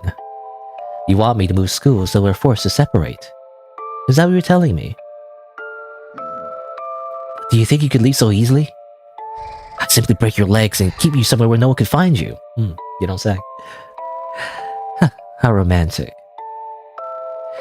Could you just hold on just a bit longer, my pet? Then after, you lean towards his ear. You can cut my Achilles tendon, you can take me as you want. The idea left him breathless. He was smiling. Just keep him alive for me, alright? Just enough to finish this project. Alright, I'll do it. I can't wait until you're completely mine. There's no going back now. And so with that, Ryan was safe. For now. And you were his well-guarded treasure. This is very fan fiction. Milo story, or not fan fiction, but what do you call it? You know, I don't know what you call it. I guess it's just, definitely, the type of writings that it's like amateur writing. I don't know what you call it. I don't know what the word is. Not as an insult, it's just very, kind of on the nose, right? Anyway, Milo stopped his threats for now, but his frequency of breaking in would increase, always contemplating if he should take you right now. As you slept peacefully, he always held your hand near his face. Sometimes you wondered if he was contemplating chopping it off, keeping it for himself. Not that you minded that. So desperate for your touch to drink up every second of being with you, you wanted more. More. And so for a while, nothing else out of the blue went on. It was always just you and Milo. And so he continued to come into your house, Ryan silently watching you as you slept, yet you could hear his breathing. He watched over you night after night. You could tell he really wanted to take you somewhere far away. To perhaps a basement or an attic somewhere where you could never be found. But he was too unsure, too indecisive to do so. By what he had changed into, he was still your dog. He needed to be trained on what to do. Just one final push. He was walking with you across campus as usual, looking around, fidgeting a bit. Is there something in your mind, Milo? Milo stops for a moment and hesitates. You've really changed me for the better. Before I was such a weakling, push around. Okay, this is the same actually. He leans his head against your shoulder. I could watch you forever. We're gonna be together forever, right? I should just taken you while you were sleeping. Broken your legs and your arms. Make it so you can't leave me. Milo. Alright. So this is like, yeah, pretty much the same conversation. Okay? Alright.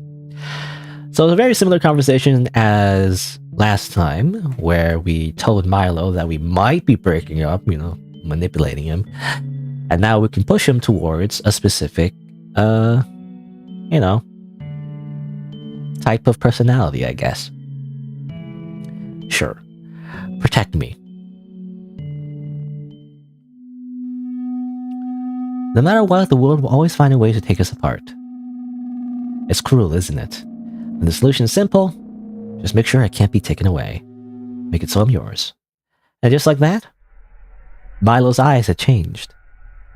Those simply frozen in place. They could do anything to make you his.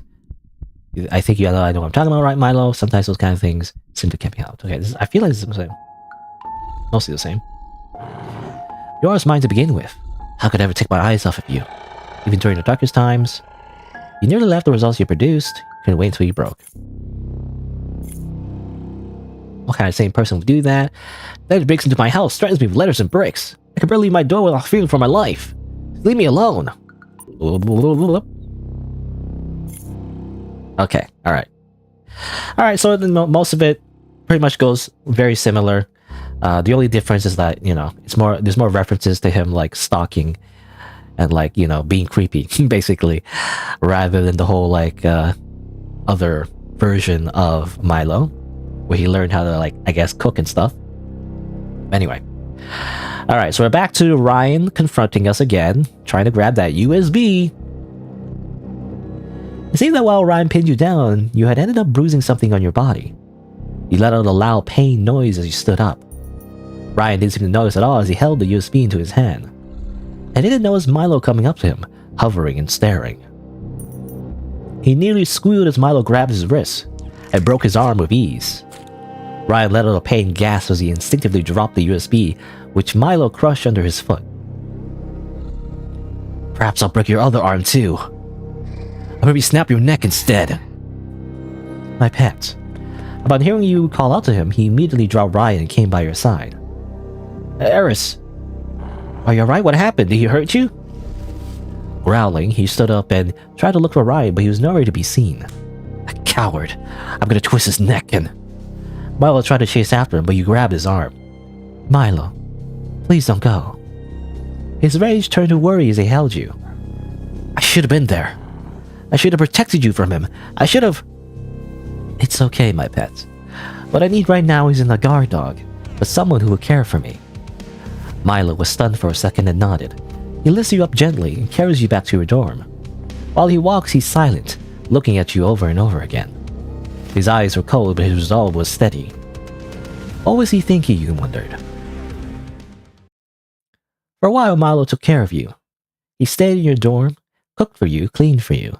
He never left your side as you lay there in bed. At night, he would watch over you as well, his cold eyes staring at you. He would always be muttering something in guilt. How could I let my boyfriend get hurt like this? This world is far too dangerous for him. He won't survive. And how could I live without them? I won't fail you again. Eris. It wasn't long until you got better. You could sit uptight again. Uptight? No, upright. You sit upright again without any pain. Oh, you really are such a wonderful house husband, my pet. I'm completely back to full health. Yeah. You decided to head out for your next classes, but Milo stopped you before you could go out the door.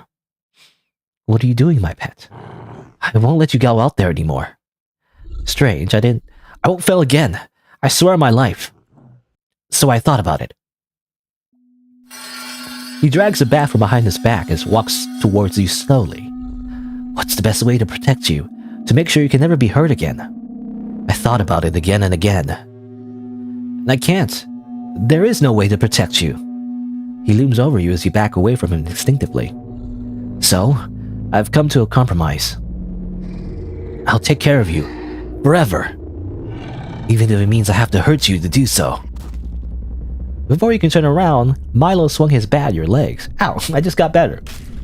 You could feel your bones snap as he did, and you screamed, falling to the ground. I'm sorry. He hit you again, and again. You could feel your bones shattering as you coughed up blood. I don't want to hurt you, but there's no other way. For a second he stopped. You heaved heavily, finally forcing air into your lungs as your body ached in pain. You were able to look up at Milo as he stared down at you, tears in his eyes. I'm sorry. He closed his eyes and it was dark. From then on, you never left your dorm. Not as if you could have anyways. You were always in bed and often it hurt to move. Milo will cry out next to you, apologizing over and over again for what he did. I had to break your legs painfully. He took care of you, all your needs, anything you wanted, he would get for you. And when you got better again, honey, it's time for your leg flattening session again, He'll break you while crying again. A vicious cycle over and over again. He held your hand as he sobbed loudly. I'm sorry. I'm sorry. Even if you hate me, I can't. You lifted your hand. Milo flinched as if expecting you would hit him. But instead you caressed his face, and after shock he kissed your hand. You're doing wonderfully, Milo. I could have asked for a better boyfriend. Even if it hurt to move, you were content. The shape that you molded him into. How wondrous. It was exactly the perfect love you always wanted. And that's all you wanted. The perfect house husband. One that beats you, on a regular basis and breaks your legs, apparently. I don't know. Well, was there a movie like this? I swear there's a movie like this, right? There's a movie about a obsessive fan, keeping someone in her house and then breaking his legs or whatever. I feel like, it's been done a few times as like a trope, I think. Anyway. I feel like I probably played, I can't remember exactly, but there was probably one or two or a few visual novels I've read in the past that has a similar conclusion, I guess, where the yandere breaks the victim's legs and everything, keep them bedbound. But there you go, that's another ending. Hashbin. Alright, go back here. Okay. Alright, let's tell Milo that we need to get rid of them instead. This world is a cruel place. Right. Although about to try to tear us apart, destroy them all. Kill them all. I'll protect you from everyone in this world, but only to make sure you sleep well at night. I'll snap every neck to make it so you sleep soundly through the night. All of them? Alright. Okay. So, Ryan is trying to wrestle again. It's like infinite time loop. Ryan, yet again, struggles with the USB. Silence filled the air all of a sudden. Milo's hand gripped into Ryan's face as he looked up, gripping tighter and tighter. Ryan's muffled panic and then screams as he hears the sound of cracking. Muffled screaming, the frantic clawing of Milo's hand. You think to yourself that he'll break his skull, but he suddenly lets go of him, causing Ryan to stumble backwards and fall, before Milo crushes the USB in his hand with it. Slowly he comes to you and hugs you. My pet, did he hurt you? His words were kind, but his tone, it was as if he was going to crush you in anger as well. Don't worry, I'll never let this happen again. I won't let those dirty monsters touch you. I'll get rid of them all. I'll protect you. His voice sounded as if he made an oath, a promise that he chained the two of you together. He lets go, and all you can see is the red in his eyes. You never saw Ryan again. They had found his body fallen at the end of a cliff. It seemed that he went hiking with some of his friends at night and never came back. Yes, it was totally just an accident. Don't worry about it. Milo didn't pull like an Agent 47, Accident kill. You remember that night that Milo wasn't there to watch you sleep. When you saw him the next day, a faint smell of metal came off of him, and slowly, just as it were, accidents became frequent around your college. 2 people in your class had accidentally stepped in your shoe were found dead in a car accident only weeks later. The professor that gave you a hard time and almost failed you was found at the wrong end of town, with his body torn up and his bones broken. Anyone that crossed you would suddenly be dead only moments later, and at night, you would find Milo drenched in red, sitting, watching you. the blood on his face shining from the lights outside. These coincidences, these accidents, it became obvious that they were anything but. And slowly the college became paranoid of who would be the next victim. The blood-eye killer, they call him, with etchings of the eye drawn in red marker. The eyes that watch you every night, the eyes of the person who protected you. The police came to gather, questioning the students around him, desperate to find the killer. When they questioned you, though, it was quite frightening. I was working on a project with the first victim a while ago. Though I did hear that he pissed off a lot of people, I didn't think it would end like this. Is there someone that I could find? Or is there someone that I find could be the killer? Why would I think of something like that? No one comes to mind that I can think of. Really, there's nothing to worry about. Whatever was left of the quiet, shy Milo was made into a killer to protect you. He would do anything to protect you, anything to make you safe. All of those bodies were simply collateral. Disposable things to create the love you deserved. Truly, that was the perfect love you wanted along. Or this was the perfect love you wanted all along. A perfect killer. Congratulations, you made a serial killer. Hooray! I guess. Cool. Alright, amazing. There you go, that's 4 endings. Only 4 more to go. Is this like, I don't know, again, like you can choose the pronouns at the beginning, but I do feel like this is definitely a deconstruction of Otome games. I feel like. I was gonna ask, is this the female fantasy? It's like, or something. Was it like, there's a meme about that, right? Like, this is the male fantasy? Or was it like the male fantasy meme? Male fantasy meme. I'm Googling it right now. I guess video games appeal to the male fantasy. That's what it was. This game appeals to the female fantasy. I feel like, I don't know. Yandere boyfriend that like kills everyone for you. I really do feel like that's that's what women want. I don't know. Anyway. Alright, so let's actually want to load here. I want to change the nickname, to be honest. I kind of want to change the nickname. I guess I'll reload here. I'll keep it BL, I guess. Whatever. Doesn't matter. But I want to change this. I don't know. Let's change it to Darling. Darling. I like Darling better. Pets doesn't sound right. When it's like a nickname for each other, it doesn't sound right. Like, my darling makes more sense. I guess, no capital. My darling. My darling. My darling. Ah, what is it, Milo? Oh, nothing. I just didn't expect such a sweet nickname. Did you think otherwise? No, I didn't. Just kidding, Milo. Alright. It's funny, because the game does react to, like, the nickname they give him. Can you, like, give, like, joke nicknames, like, poo-poo head, or something? Probably. I don't know, anyway.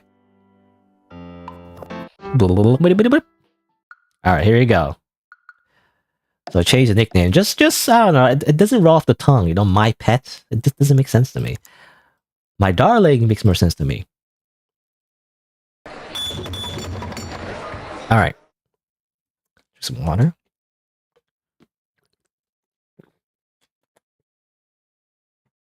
Okay, so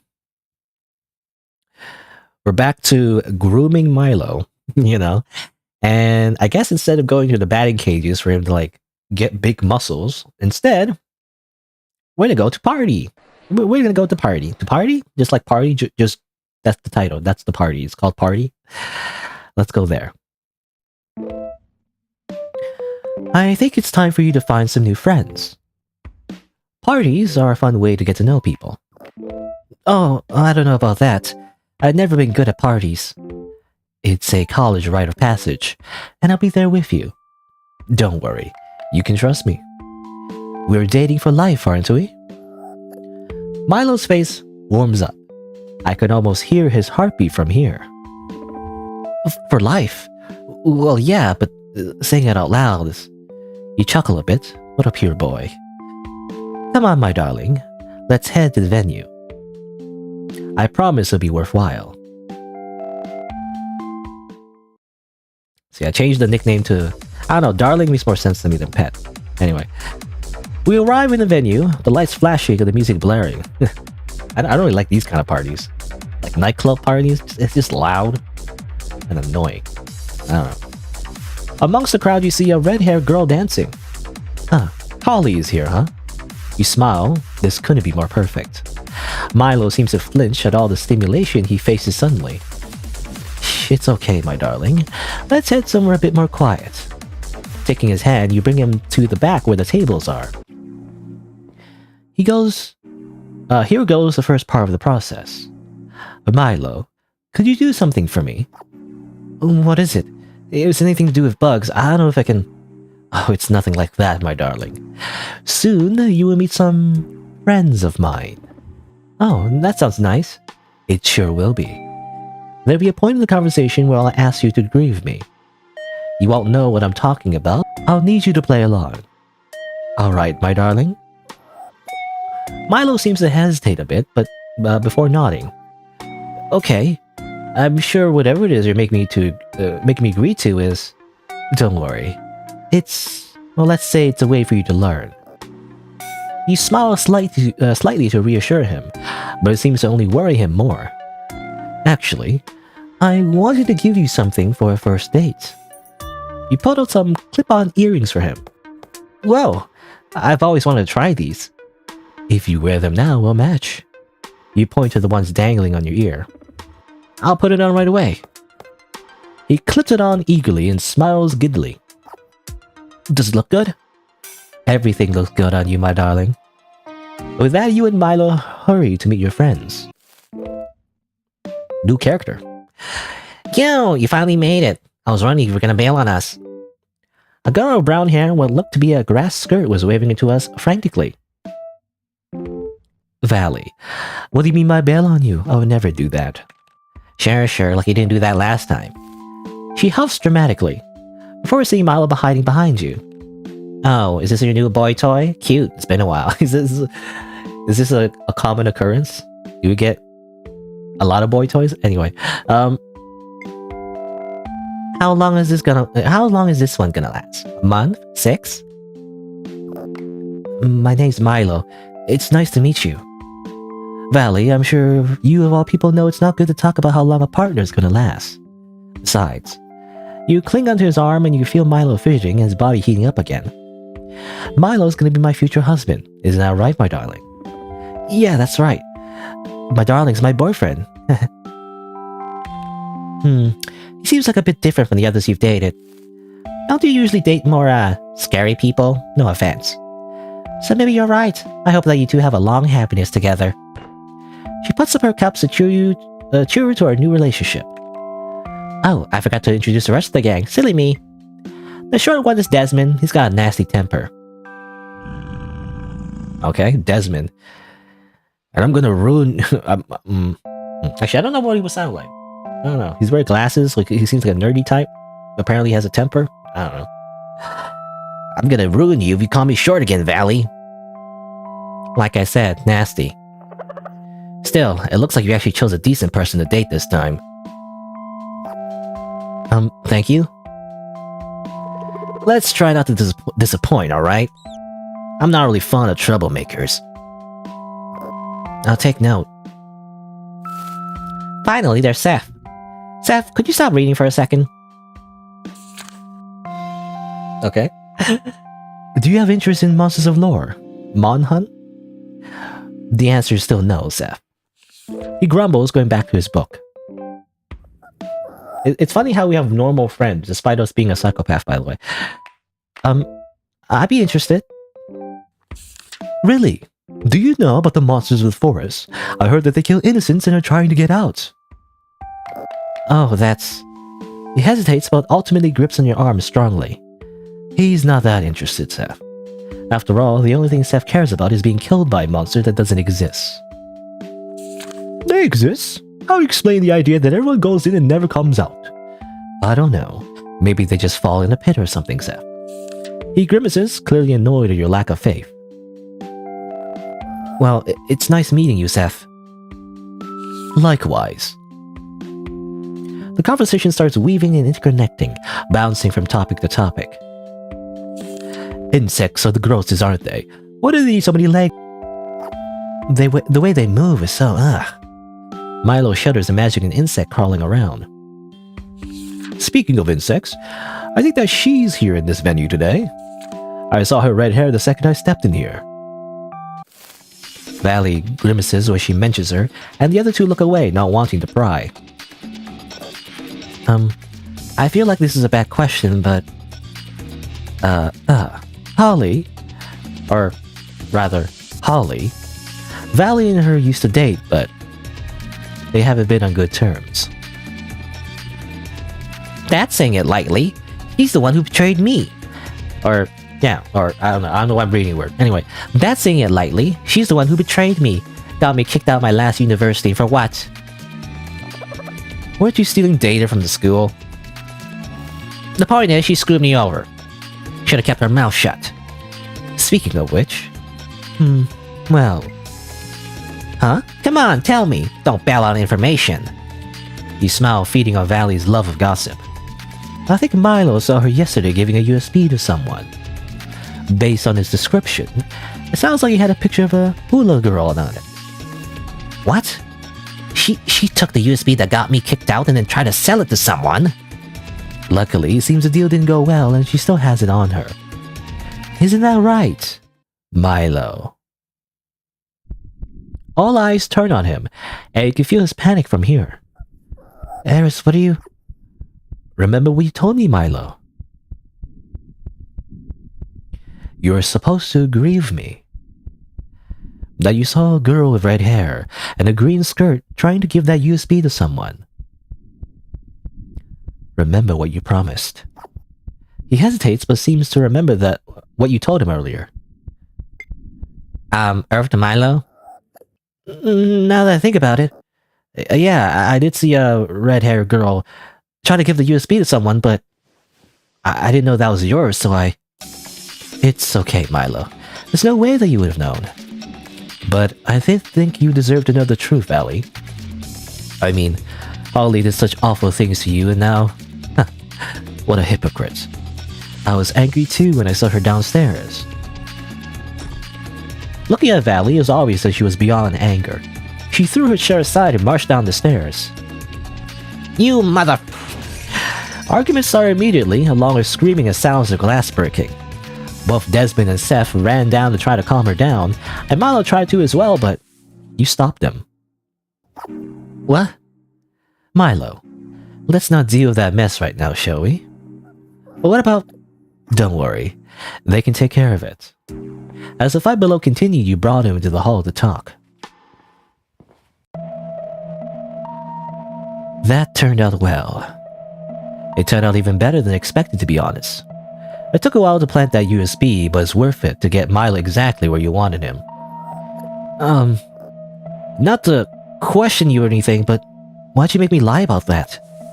I mean, if you didn't bring that up, Valley wouldn't be fighting and... Isn't it wrong to spread rumors like that? Is it rumors if it's the truth? Valley's been making excuses left and right to excuse Holly's behavior towards her. No matter how much she yammers about how much she hates her, she's always had a soft spot for her. Angry about kicking her out, but never confronting her about it. Tragic. If it weren't for this, she would never been able to snap out of it. But doing it like this is... Sometimes, to get people to understand, we have to use unorthodox methods. He turns quiet, not knowing what to say. Towards people we like. Towards people we hate.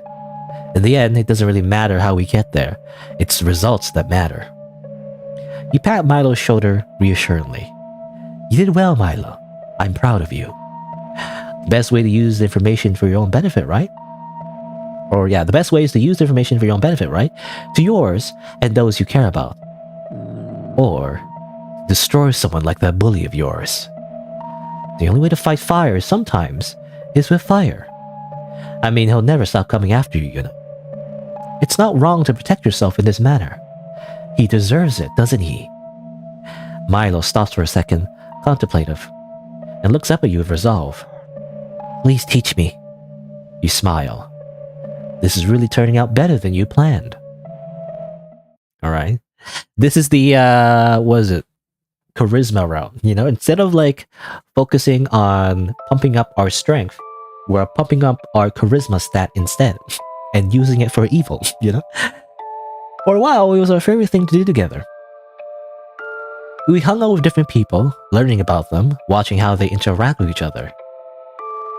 Enough to build trust, enough to be let inside. And then destroy them under the guise of helping. We pinned people against each other and watched as they ruined themselves. We sold? I don't know why I can't. I never can then pronounce sow, sue, and so, and they're all like the same word in my head. Anyway, we sold, right? Anyway, we sowed conflict where there hadn't been any. You and Milo were always together, two lovebirds that flew from wire to wire. Milo changed as well. He dressed more cleanly, talked more sweetly. He could always get in and out of conversation in a pinch. He was learning how to use information as a weapon. All was well for a while, at least until... Desmond had brought Milo over to the side to talk to him. You felt tense, worried that Desmond might undo all the hard work you did. So you decided to look for them. Walking around the venue, you hear Desmond's voice in an empty hall. You're a good guy, Milo. I could tell from the first moment we talked, but lately, it seems like Ares has been leading you down the wrong path. It was just as you thought. Desmond was meddling in others' affairs again. Out of your friends, he had probably one of the stronger moral compasses, always trying to do what's right. It was irritating.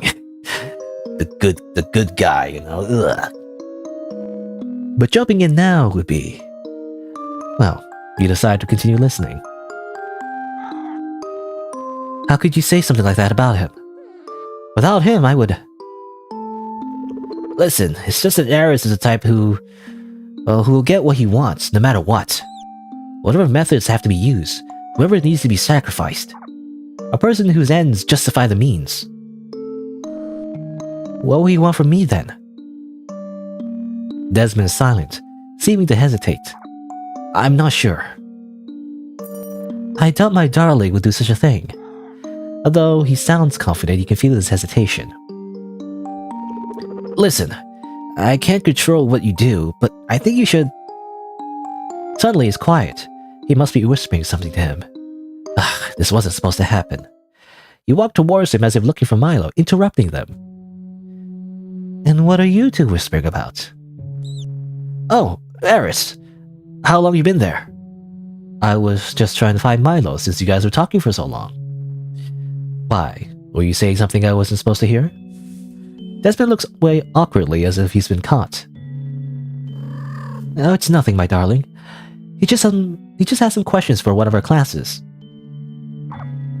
I'm gonna get going now. Before he can do anything, he scurries away like the rat he is. You turn to Milo, who seems to gaze at you intently. What did he really say to you, Milo? You aren't trying to... His voice trails off before smiling a bit. There's no way you are. You're perfect as is. You're not sure what to say. You feel like trying to pry will cause him to doubt you more. You can't have this one fail on you. Not when you put so much effort into shaping him. Before you can say anything, Milo pulls you by the hand back to the group. Before long, it seemed that Milo was avoiding you. Whenever you called out to him, or saw him walking around campus, he would run away. He just runs away like little... It's just funny to me. I don't know. It's like, oh no, run away! He started to jump group to group to avoid you. Yet surprisingly, it didn't seem that he decided to end your relationship.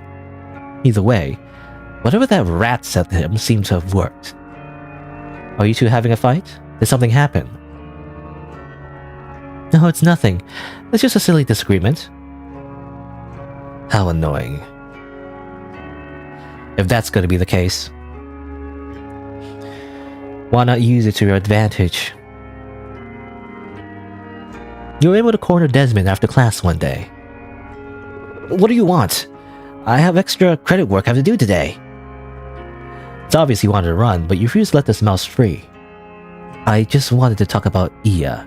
And well, she might be in big trouble this time. Iya? I don't know who that is. Iya? Iya? His face twitches in worry. He hesitates, not sure if he wants to take the bait. Fine, but make it quick. You end up dragging him to an empty lecture hall. He seems extremely paranoid as he comes in. So, what's going on with my girlfriend? Let me guess, she ended up fist-fighting the professor again? Was that something that happened often? Whatever, it doesn't matter. Here, I just want you to look at this. You show him something on your phone, and his eyes go wide with fear. Then anger. What do you want? We're finally getting somewhere. Let's clean up this mess that he started. Okay. Amongst the crowd of people, you see Milo in the center of it all. The gossipers, the perfect place to gain information. They laugh as he jokes around. Everyone's eyes are on him. Just as he taught him. So somehow, I ended up putting the lyrics in the paper, and he still gave me full marks. They all laugh before Desmond walks in the crowd with a grimace look on his face. Oh, hey Desmond, what are you... His sentence cut off when he sees who Desmond brought with him. Sorry, Milo. He forced me to. Oh, and here's Ryan. The man that had been torturing him stands before him, his face smiling with sadistic glee. Ryan! Milo's charismatic facade drops. He's turned back to the bully victim from before. Well, well, look who it is. He walks closer to Milo as he shirks away. My old friend. Been a while. Ryan, what do you want? What do I want? I just want to hang over an old friend, is all. You know, after you abandoned us, I was really heartbroken, you know. I thought we bonded in our time together. But I understand. I mean, I'm surprised you're friends with so many people. Especially since you used to be quite the stalker in the day. Milo's face is pale. He panics as the other members whisper among themselves. No, it wasn't... Milo the stalker. I heard you followed that person around for... how many days? And you even took a pair of their gym clothes. What were you doing with them, perv? Disgusting. They made me do it. They peer pressured me and... Seriously though, does Eris know about this? Did you tell him? Were you so afraid he'd break up with you immediately? Can you imagine his face when they find out their lovely cute Milo? It's just a filthy pervert. Milo is at a loss for what to say. He curls up into a ball. Please, just stop. Nah, don't act like that. How have you been avoiding your boyfriend? There's no way you come to save. Come to save who now? All eyes turn to you as you walk in, unfazed by Ryan's words. Ryan looks at you, clearly unimpressed. Oh, look at that, your darling has come to save you. You feel pity for this guy after we broke up? That's pathetic, even for you. But it's not like I expected anything from you in the first place. You've always been so whiny. Clingy, disgusting. Oh, was that just me? Ryan stiffens at your words. From what I recall, you were the one who was begging on the floor. What? That's stupid. Why would I... I would be careful about those next words you say, Ryan. It would be terrible if everyone knew about that. Ryan goes silent. You feel his eyes darting from place to place. As for Milo, even if you did stalk some poor bastard in his past, what excuse do you have to talk down to him? Or what excuse do you have to talk down on him? As if you're all so pure-hearted and innocent. In fact, you turn to the rest of them. I know exactly the kinds of skeletons you all keep in your closet. The group looks around nervously, their faces filled with paranoia. So then, let's keep this conversation between us, alright? You turn to Ryan as you touch his shoulder, he flinches. Let's not try to stir up any more trouble, okay? His eyes dart around, but eventually, Ryan walks away without a word. The group disperses, awkwardly trying to guard their own secrets, and you're left alone with Milo. Why'd you come to save me? Well, I could let my boyfriend be trampled upon now, could I? Even if he has been avoiding me for a while. He freezes out at your words, but you pet his head and reassure him. You know, I was really worried that I'd done something wrong. And I really missed you. The fact that my darling would even glance at me made my heart sink. Desmond told me to avoid you for a while. But I shouldn't have trusted him, I didn't know. Shit's okay, my darling. I forgive you. People out there may always betray you, but I will always come to save you. And you'll do the same, right? You're the only person I can trust. Yeah, from now on I only trust you. He smiled at his remark. We're back on track. Totally did not manipulate the whole situation, you know? To get him at this point again. Anyway, Desmond was meeting up with you at the split pass. Look, I brought Ryan like you told me to, so we're even now, right? You pulled your phone and delete the picture in front of him. There, all gone. It totally did not make cloud backups, you know? It's like, how do you trust someone, like, if they delete a file on their phone or computer, it's like, you can make infinite copies of that, you know? So, like, you can't really trust them to not just have another copy, I feel like. I don't know. Desmond looks relieved at the picture gone. Thank goodness. If Iya found out... Huh, it really is naive. As if he didn't have a bunch of backups. Yeah, I knew it. Come on. Come on, people. Luckily, you made it just in time. You won't let Milo escape. You really are horrible, you know. Everyone's gonna find out about how horrible... Oh, are you sure about that? This secret was only the tip of the iceberg, so let's not get ahead of ourselves. Besides, I did you a favor. It's better not to make your girlfriend into your ex, right? I know the history you had in high school. Desmond seems to panic at the thought of being exposed. I don't understand why you're doing all of this. Manipulating him to depending on you to this degree. Why would you do that? Everyone has a love they want, right? Some people are willing to settle for less, but I'm not that kind of person. That's all there is to it. Let's try not to do that again, Desmond. Believe me. I'll make your life a living nightmare if you pull something like that again. Before you can ask anything else, you walk away from him, satisfied. What has Milo got himself into? Does Desmond have twin tails? It's hard to tell. You know, sometimes it looks like he has twin tails. I don't know if he has twin tails. It's hard. I don't know if it's because of the art style. Anyway. For a while, it seemed as if everything had died down. The drama that occurred that day circulated for a bit, but it was quickly shut down. After all, how could kind, charismatic Milo ever do such a thing? Similarly, Desmond disappeared for a bit. Perhaps he was afraid of what happened. Perhaps he was afraid of you. Ryan had too after his public scolding, hid away from the public eye. Ever since, Milo would never hesitate to praise you, to defend you. Because to him, you were his everything. You had saved him once again. And so days went on as normal. Schoolwork, fun activities, some dates. Well, at least to one of the big projects. It seems Ryan has appeared again, and he's my partner for the big project.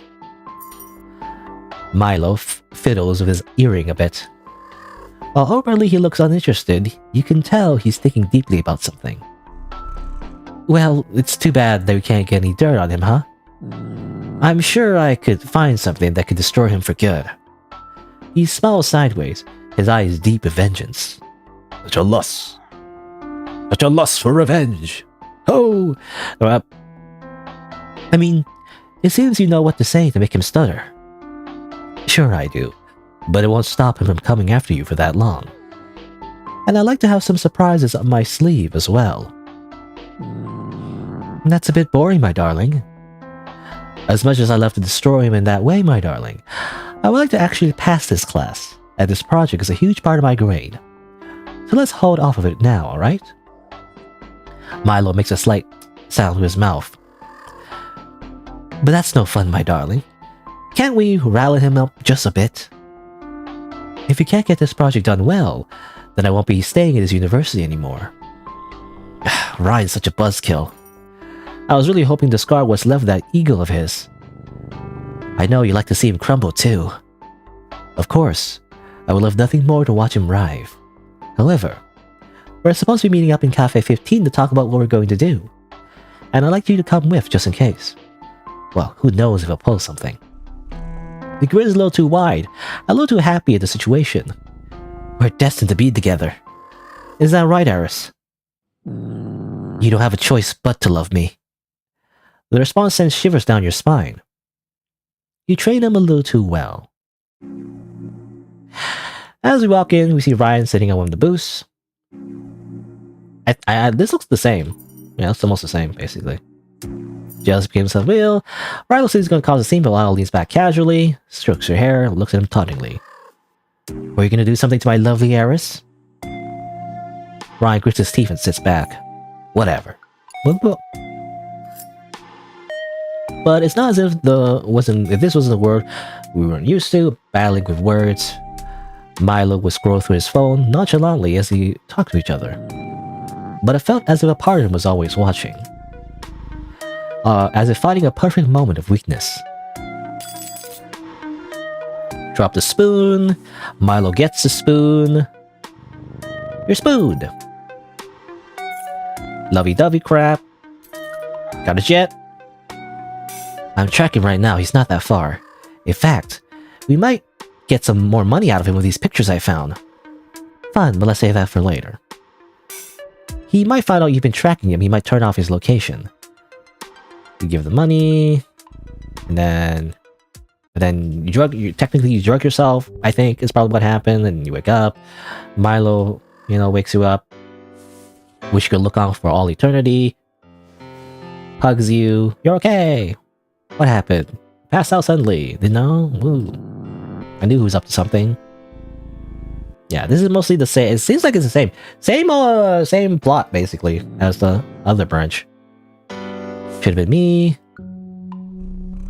It's not fair! It should have been me! Nah. That Yu-Gi-Oh meme. Alright, save the game. Alright, so in this branch, Milo, is more like, charismatic and whatnot. But it seems like the general plot is the same. So like, we end up having to do like a project of Riot and everything. And like, we, end up being drugged, quote unquote. And now we're deciding how to get revenge again. So I guess we'll choose this. We'll choose the drug path again. And we'll see what happens from then on. Drugging him. That does sound fun. Study date. Giddy. Let's go. Since when did you have access to a lab? How can I ever be disappointed in you, darling? You don't want the same with Brian. No matter what. You've done this before? Wait. Oh, this is interesting, by the way. So mostly the same. But this is referencing the GHB. He's done this before. Ah, you're right. You weren't here last year. There were a couple of deaths due to overdosing on drugs. A lot of students were thrown into jail, but there were rumors that Ryan was the one behind it all. You could still recall Ryan's face when he got accused. It wasn't the face of someone that was innocent. Milo laughed sharply, interrupting the train of thought. Okay, that's interesting, because yeah, that's an interesting little detail there of Ryan's past. That he's really getting what he deserves then, huh? I can't wait. Okay, don't be so hasty, don't you get hurt. Put some goggles, do I look good? Hurry. Now you keep the goggles forever. I feel like, whoop.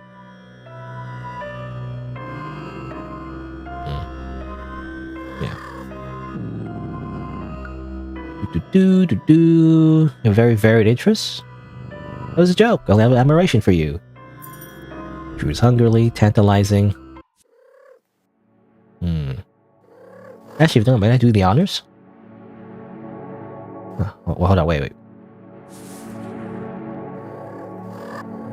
Alright, so, we learned how to make the drug and everything. And I guess we're setting up the plan. And Milo has something to say. Actually, if you don't mind, may I do the honors? You tilt your head inquisitively. He wants to talk to Ryan. What a surprise. Are you sure, my darling?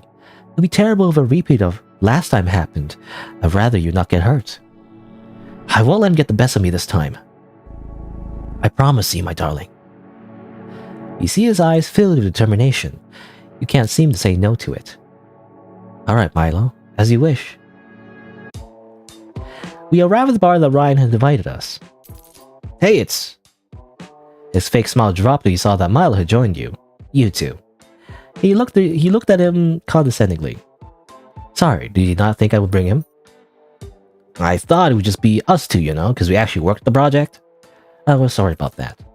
He smiled in a fake manner and he glares at Milo. Milo doesn't even look at him, he scrolls through his phone. Ryan glares at him and turns to you. Ryan droops down closer to you and whispers. Eris, don't you think this is too much? I mean, all this for him? I'm not sure I like what you're trying to say, Ryan. Ryan looks upset to hear Milo laughing while looking at his phone. Never mind. When have you ever listened to me anyways? Oh, I know badly, Thanks for the warning. But I know what I'm doing. He turns to the bartender to call for a drinks. Okay, this is mostly the same. Alright, so we're at the bar with Ryan. But before Ryan could drink, Milo slung his arm around his shoulder. What are you doing? This? Oh, this? I just want to thank you so much for helping my boyfriend with this project. After all, you really saved his grade, and I can't thank you enough. Despite how friendly his words seemed, there was an aftertaste of malice. Though it seemed like Ryan didn't pick up on it. Oh, that? It was nothing. Though that's not the reaction I was expecting. You planning something? Milo makes a quick expression of anger, before snapping back to his cheerful facade. What are you talking about? Do I look like the type to hold grudges? I mean, I can't be mad at a Galaxy Wars fan. What? You watched that too? Of course! What person wouldn't? In fact, there was a new preview earlier today. Oh, really? Show me. Milo pulls up the preview and lets Ryan watch it on his phone, and uses the other hand to slip something into his drink. Very sneaky. He winks at you mischievously before stirring it slightly as the preview ends. These previews are too short. Unfortunate, right? I guess we have to wait for the next one. But I shouldn't be interrupting your time together, so I'll just sit over here. Watching. He smiles as he walks away, but it leaves shivers down Ryan's spine. He looks at the drink, and hesitantly looks at you. What's the matter, Ryan? Let's drink to our success. Right. He looks at it again, then closes his eyes and chugs it. He taps the glass on the table and walks off. Oh? Where are you going, friend? I have class. Really?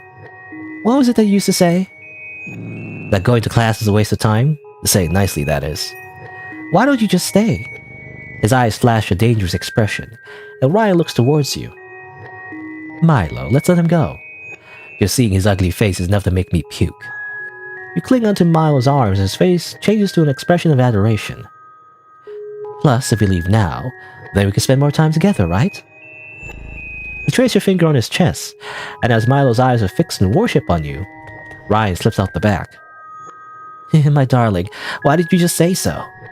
Huh? Oh, where'd that rat go? So focusing on him instead of me. He looks back at you, gleeful. No, of course not. You're my entire world. My everything. Then you shouldn't even so much as think about another person. Understand? Come now, Milo. Let me buy you a drink. You did such a good job. Dragging his attention away from Ryan, you meet Milo's gaze. You just want him to look at you. And only you. And so college life went on as normal. Whenever he saw Ryan, he would hurriedly walk towards the opposite direction. And Milo, he started to invite you out for drinks more often. He said that he wanted to get to know you more, but you knew that wasn't the truth. Every now and then, you would see him putting something in your drink. No. It was cute thinking that he could hide it from you. Really, it was. It made you proud that he had taken your lessons to heart. Yes, we just teach him drug people. Great. So you drank it nevertheless. The kind of glee he had whenever you did was entertaining, and you slowly felt weaker. Milo would feign ignorance, asking if you're okay. You must be studying too much. Let me take care of you. And you'd be brought over to his dorm for him to nurse you. Yes, nurse. Slowly, he started to take care of other things, like your meals, your things. You weren't allowed to do certain things. Milo would simply get anything you wanted. Hand and knee, anything you wanted or needed. Comforting, yet restricting. A cat playing with his prey. It is really fun being the mouse, isn't it? You know, I feel like... Are we just like a power bottom? I don't know, anyway. Is that the word? It was at least an entertaining game to you. At least it is to you. That's why you created this game. Perfect. And so for a while, nothing else out of the blue went on. It was always just you and Milo. Milo's smooth charade never seemed to dim. He smothered you with love. Almost too much so. Your body seemed to regain its strength again. How annoying. It seems regardless of what you do, he would never push him onwards himself. Despite him simply blowing air about how much he wanted you, it just wasn't enough. Isn't it time to take action then? To finally make him what you want him to be? Just one final push. Alright, so I imagine this is mostly the same. He was walking around the campus, waving to people as he passed by. He kept looking at you, smiling. Do you want to say something, my darling? Milo stopped for a second and cocked his head. How could I live without you, my darling? You made me into something completely different. I'm so happy. Not only do people finally notice me, but they don't treat me like some gum that they found in their shoe. He hugs you, suddenly shaking. How could I ever part from you? If you were to leave, he looks at you again. I'll make sure I'm the only one you ever see. There's no way we will part, right? You breathed out slowly as you heard his words. Ah, poor simple Milo. His fate was sealed for good. One more push. Wish it were true, but let's be honest, what do you think will happen? That would never break up with you. Like, blah, blah, blah, and then he has like a breakdown. It's like, I did everything right. We wanted to be together. What did we do wrong? Was I too angry? Was I too clingy? Whatever it is, I'll fix it. I'll do anything. I'll change the way I look, the way I act. Do you prefer to protect me? Okay. Again, it's like slightly different words, but like, it's basically the same. So, I don't know. I'm just not interested in reading all of it. It's literally the same. Alright, let's save here. Alright, I mean, probably the way I'm going to edit for the video, I'm probably cut most of that out, so I have to like explain every time I go to like a, I guess, branch. But anyway.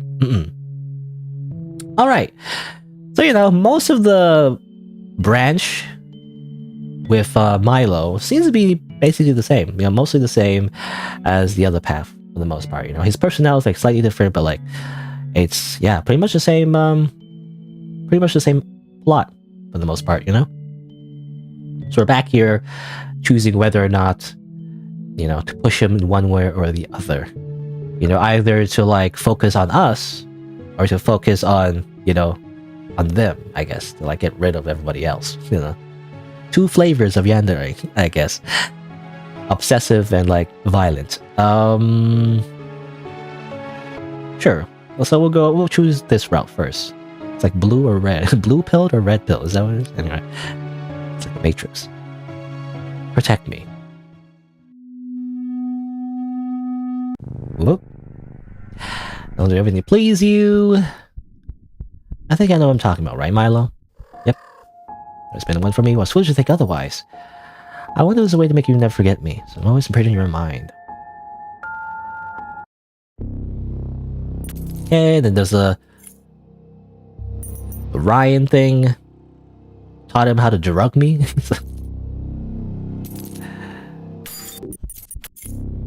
Alright.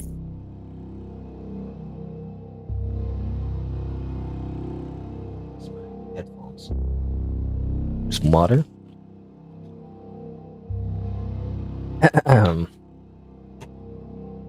Okay.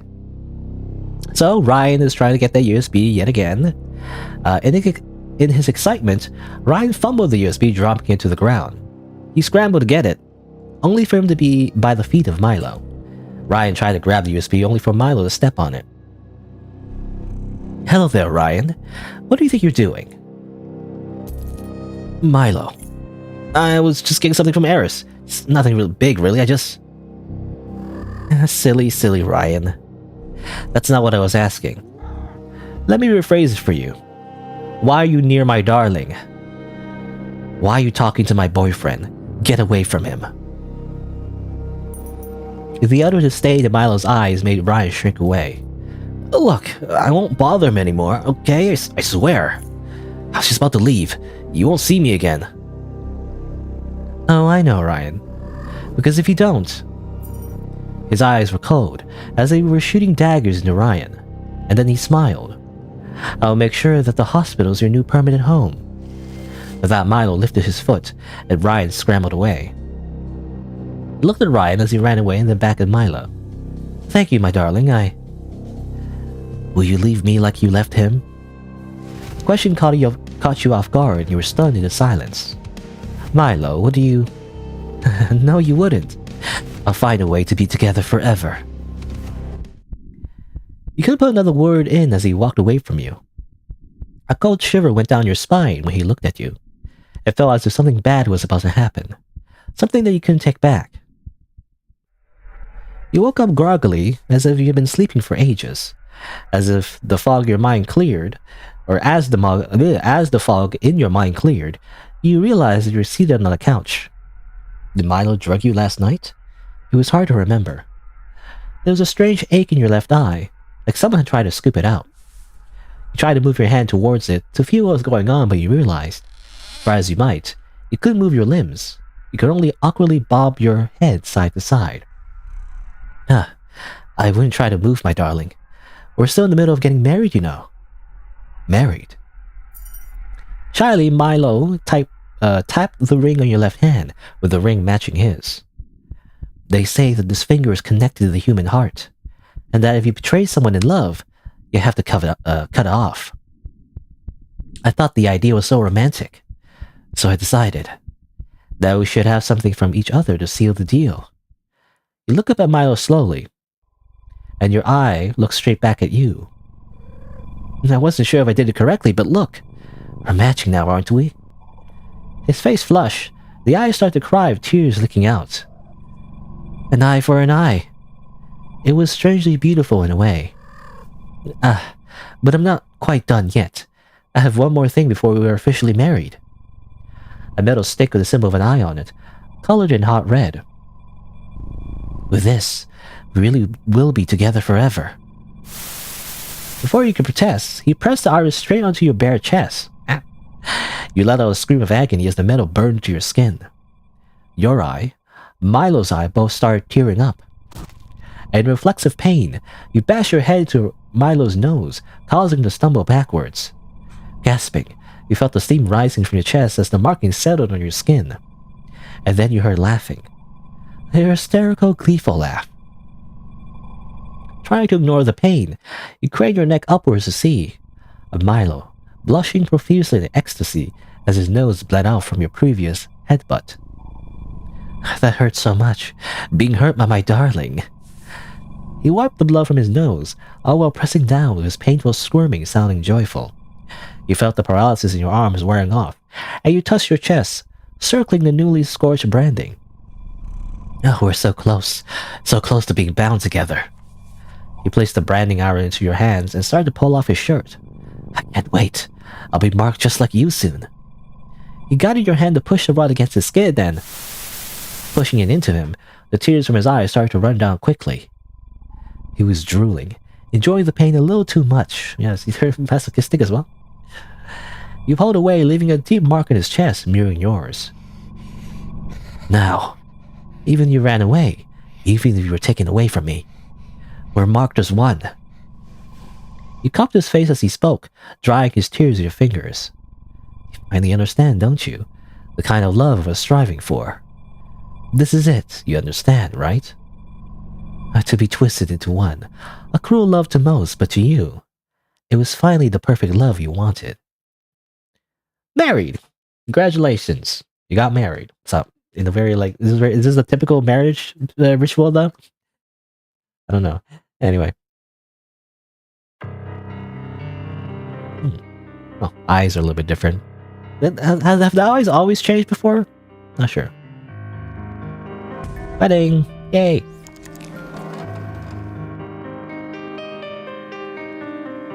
Alright. Well, let's reload, I guess, over here. Alright. This time, it's time to get rid of them. Whoa. Gotta pick them off one by one.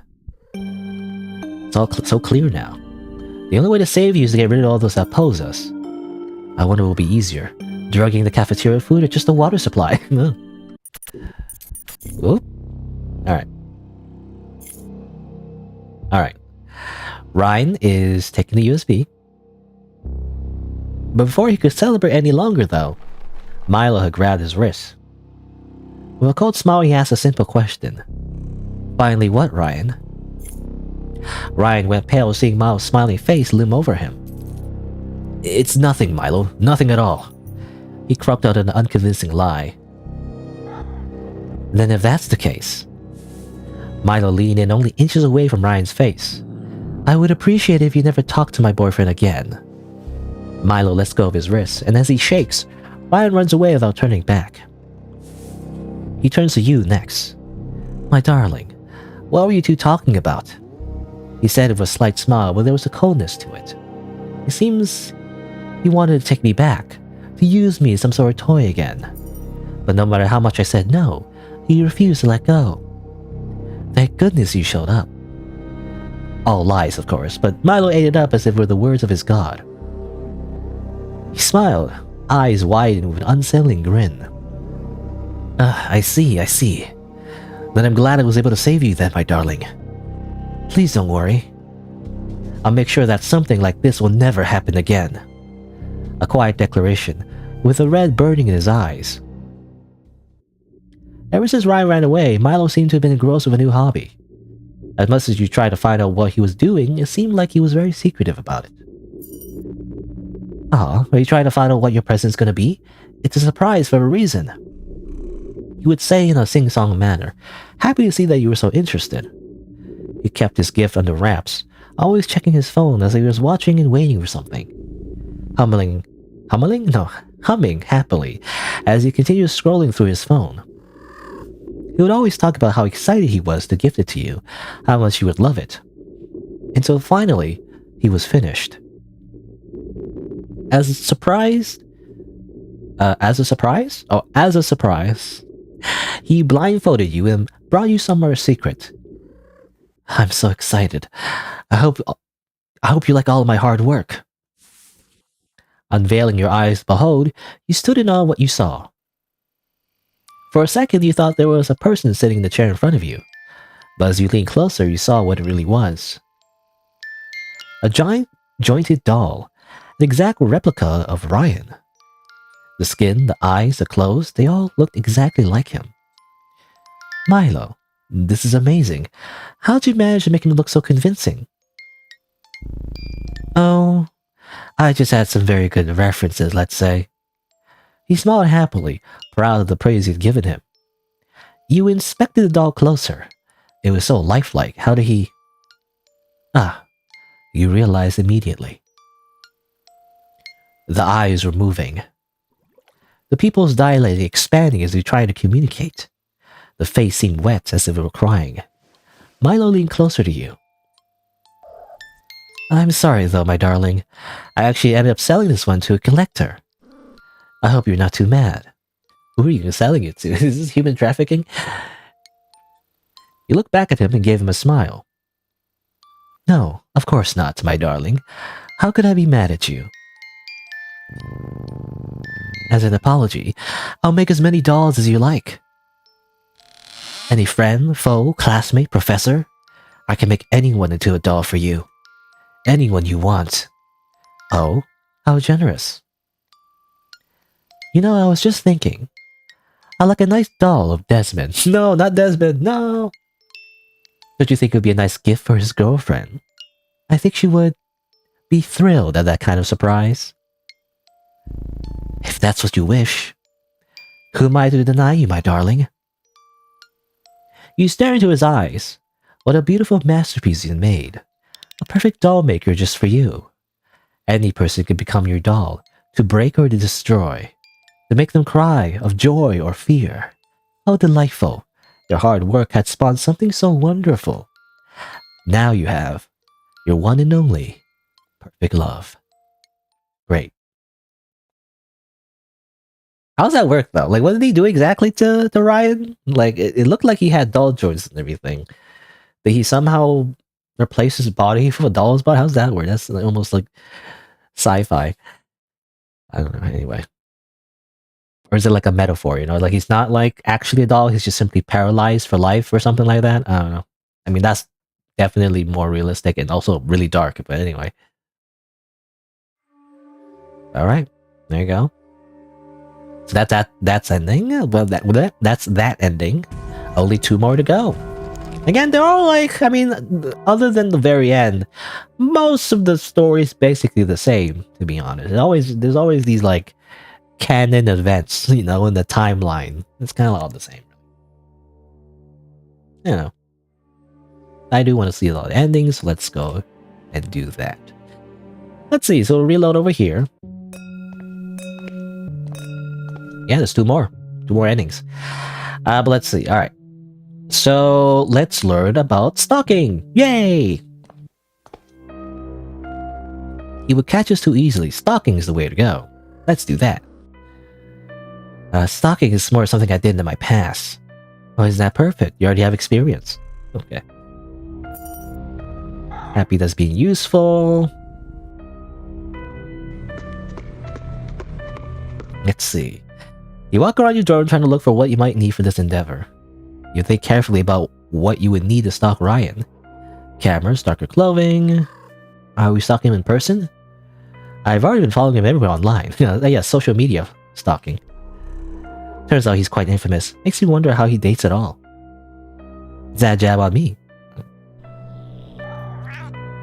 Okay, well, most of this is the same, so that's why I'm like skipping. There's some, again, some small details that are slightly different, but I don't know.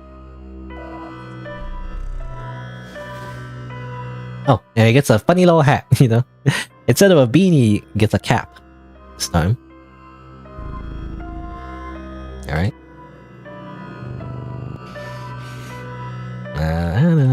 Let's get started. Okay, but Milo had other plans. Okay, so we're stalking him this time. And I guess this Milo, this, you know, personality Milo is gonna do it a little bit differently.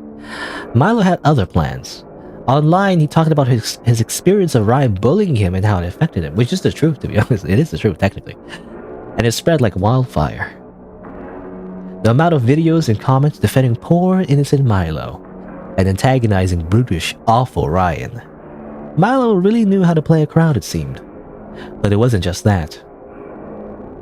Milo will call him over and over again, taunting him, threatening him, in a soft manner but nonetheless terrifying. Ryan, do you remember when you threw a brick at my head and had a concussion for a week? Do you think I could do something similar to you? I have a rock that I think will fit perfectly in your head. I hope you're not thinking of leaving your dorm today to hang out with your friends.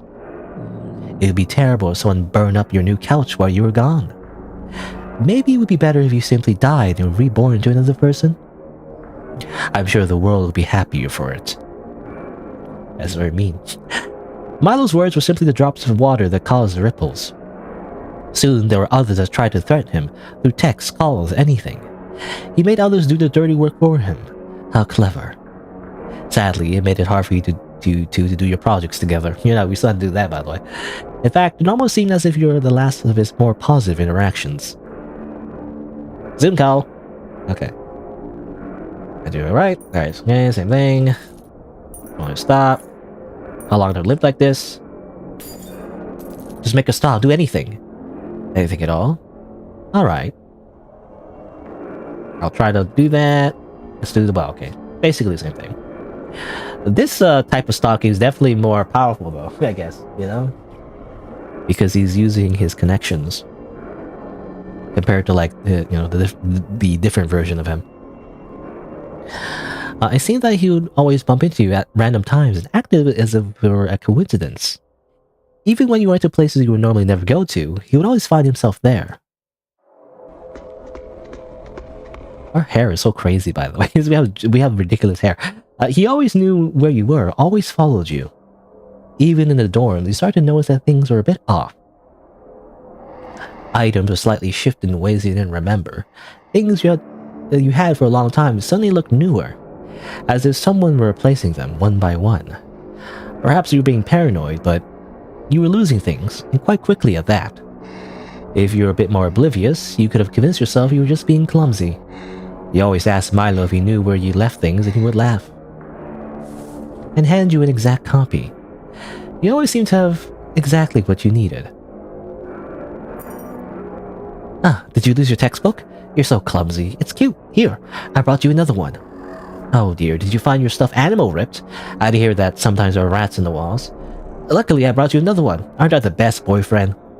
Silly, you dropped your pencil case when you came over yesterday. I brought it just in case. Just like that, you're being watched constantly. You have pressed into your favorite stuffed animal's eye one day to find a camera, and split it open to find a recorder. You smiled a bit. He really was getting better at this. You doze off every night with the thought of Milo watching you, that he was always there. But there's one more thing you wanted to check. He invited you to his dorm to hang out for a bit. Milo, could you tell me where the bathroom is?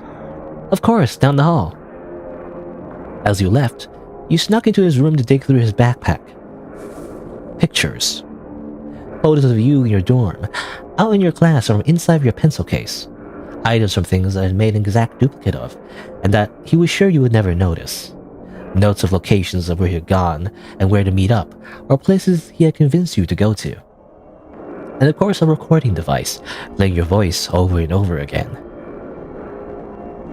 The thought of such an obsession made you happy beyond belief. There was only ever you in his heart, his eyes, his soul. Soon you thought, he would be the perfect love for you. Great. It took a while to convince Milo to cease his actions. Even when he promised to do so, you would see him go behind your back to continue. I see, Milo. You do want me to fail then.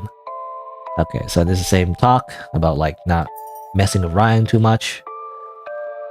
Can't stop the public from attacking him. Or you constantly call and text Ryan. It's almost like you become obsessed with Ryan instead of me. Good. Good, Anakin. Good.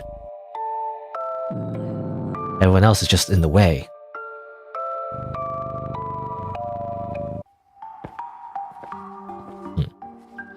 Milo starts to swerve away from people that tried to talk to him, ignoring them in favor of you. Slowly, it seemed the public got bored of harassing Ryan. And in turn, Milo was always there, watching you. More things would be taken and replaced. You could feel his eyes watching you throughout your dorm. Peaceful, you thought. And so for a while, nothing else out of the blue went on. It was always just you and Milo. Things, of course, would disappear and reappear at random for you. You were sure Milo was replacing things so he could keep them. You had found more cameras in nooks and crannies of your dorm. And you found that he'd even installed some sort of stalker shrine somewhere in his dorm as well. Filled with pictures of you, recordings of you, items of value, items found in trash, a doll. All of his attention on you. Yet despite all of this, nothing seemed to change. He would watch over you, never turning his eyes. But you wanted more. Just one more final push, yes. What is his main character? It's like, please stalk me, it's great. You know, most people, normal people, would be like, don't stalk me. But the main character is like, yes, I love being stalked. Hooray. I don't know. Again, I do feel like, because there's a lot of, again, I don't know what we call it, like fan fiction? I guess you call it fan fiction, but like, you know, that's exactly like this, you know? I feel like. And like it's a good thing or something, you know? It's the female fantasy. Anyway, I don't know. Let's see. So, let's, yeah. So we have these options again. We will choose protection. Seeing what this leads to. Boop, boop. Everything about you drives me crazy. Boop. My entire internet presence was ruined. Everybody unsubscribed from my YouTuber prank channel. What the heck? No. Alright. Okay. Here we go again. Confrontation with Ryan. In every timeline, it always ends with confrontation with Ryan. It felt painful when you tried to stand up. Seems like Ryan may have bruised you while trying to get the USB. He didn't seem to care or even notice as he held the USB victoriously in his hand. He also didn't notice when Milo loomed before him. Ryan. Ryan flinched upon hearing Milo say his name. Hi, didn't say anything. What are you? He looked over at you, his eyes open the state you were in. What did you do, Ryan? What did you do? His loud voice caused everyone to halt to a freeze.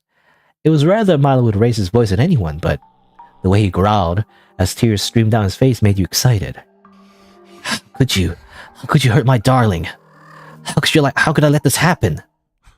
His breathing grew rapid as he started hyperventilating. I can't wait to watch you writhe as I break you. I know everything about you. How to make your life miserable until the end. I won't let you hurt him anymore. Trust me. His eyes, his piercing stare were ice cold. Ryan hesitated, not sure what to do. This is the last you'll see of me. I promise. Without another word, Ryan scrambled away, leaving you and him alone.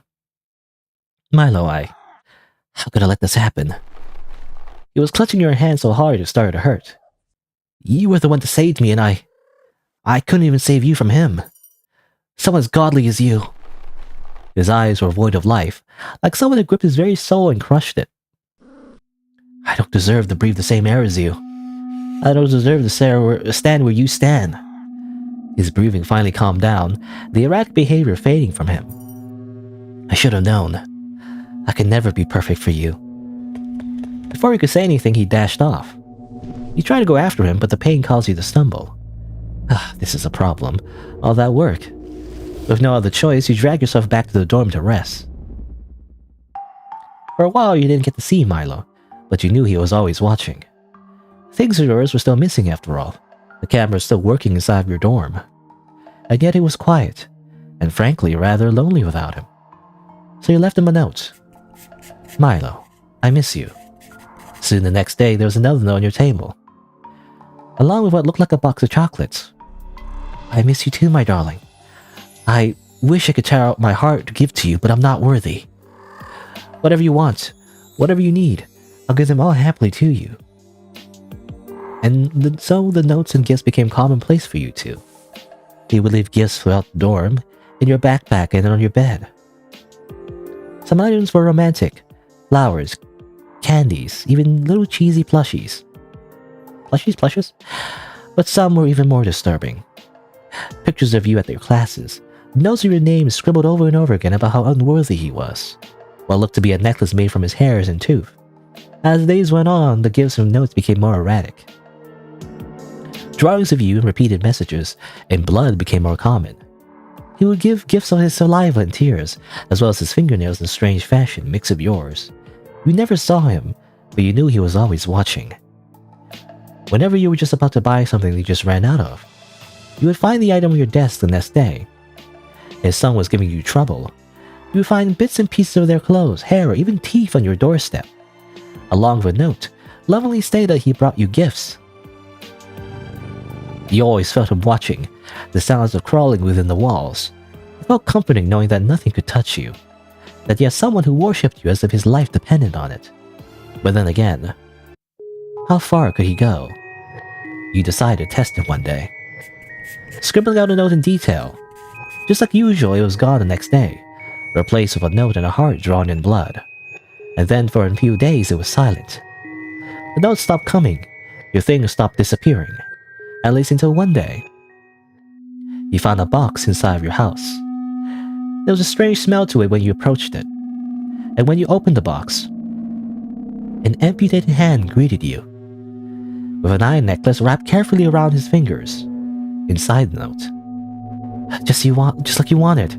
I got you just what you wanted, my darling. I did a good job, didn't I? It's what you wanted, right? Please praise me. Praise me. Praise me. I love you. Over and over again. You looked up smiling and stared straight into the camera hidden in the walls. Oh, my darling, you did so wonderfully. I love it so much. You could hear the heavy breathing within the walls as you praised him. You were worried at first that Milo would have left you, that all your work would be undone. And yet, you couldn't ask for a better circumstance. Oh, my darling, you truly are my perfect love. Beyond the walls. You know, it's kind of like a long distance relationship, but like it's not really long distance. It's kind of like short distance. Anyway.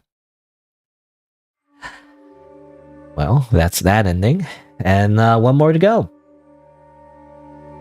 Load. It's what is it? It's this one, right? I think so. Alright. You must get rid of them. This world is a cruel place. You must destroy them all. Kill them all. Yeehaw, yeehaw. I don't know why you're a cowboy. Alright, one final time. Ryan is grabbing that USB. And he's like, finally. But Ryan's victory didn't last for long. Milo showed up next to him, his eyes glazed over. He tore the USB away from him without breaking eye contact. Why are you here, Ryan? Don't you know you're interfering with my boyfriend? If I were you, I would run before I get angry. Milo's eyes were on fire, and he seemed to flinch as if from the heat. Without another word, Ryan leaves. When Milo looks at you, you can feel your body burn. It feels as if someone is shoving your head closer and closer to a fire. The only thing left is your reflection flickering in his eyes. And then, he smiles. Don't worry, my darling. I'll make sure that he and the others, that nothing will take us apart. You hear him surely, but all you can see is a red in his eyes. Milo was acting strange nowadays, and not the way you wanted. He was talking, socializing with the enemy. Somehow, somewhere, he had befriended Ryan, and the two became inseparable. It's really good, you know? Really high charisma. Like literally like an RPG stat point, you know, he's like 99 charisma. Do that, I don't know. Even worse than that, every person who you had hated, despised, even found annoying, he seemed to have gotten in contact with him as well. And with his silver tongue, got him to join the same courses as you. You should have been enraged, angered. You should have torn him apart. But the way that he talked, the way that he looked at you, the way that he would look at you, the way his eyes shone a rageful, hateful red, as if he was looking at insects that needed to be squashed. Something about his bloodlust was what you made him, or made you trust in what he was planning. Perhaps you just need to suck it up, at least until you could gut Milo personally. You just had to. Well, look who it is. Easier said than done, you thought. He kicked the side of the leg roughly, and you fell over the ground with a loud thud. Still a weakling doesn't know their place, huh? From what I recall, this time a kick to your chest, leaving you kneeling to the floor gasping for air. You should be grateful I haven't gutted you yet. Thank Milo. He's the one begging at my feet to make you happy. Milo, begging. That can't be right. The only one he should be begging for is you. Ryan smirked before walking away from your stay on the floor. You told Milo about the encounter that day, and yet he said nothing. Just wait till exam day. Milo had told you of a hum. Fine. If Milo doesn't get his act together by then, you didn't need an imperfect love. He won't wake up to see the birds the next morning. You will make sure of it. I know Milo's making us angry. Soon after, the day of the exam came.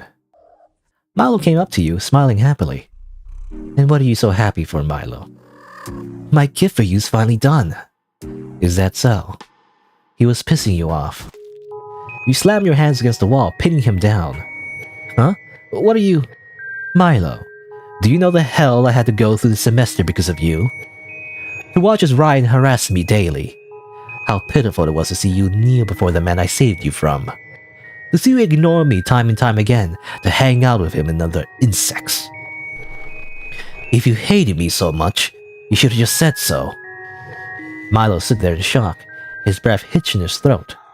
His eyes were filled with that burning hatred again. Before he smiled with a forced grin. It's alright, my darling. I promise that we will never have to talk to him again after today. It'll be something you never forget. I promise. He walked back from the wall and turned away from him. You better hope so. If you're lying, it won't end well for you. You walked into the lecture hall, placing your backpack on the floor as he sat down.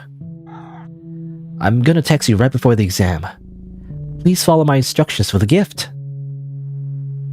He had whispered to you before you had walked into the hall. You closed your eyes and imagined squeezing the eyes from his sockets as he bled out.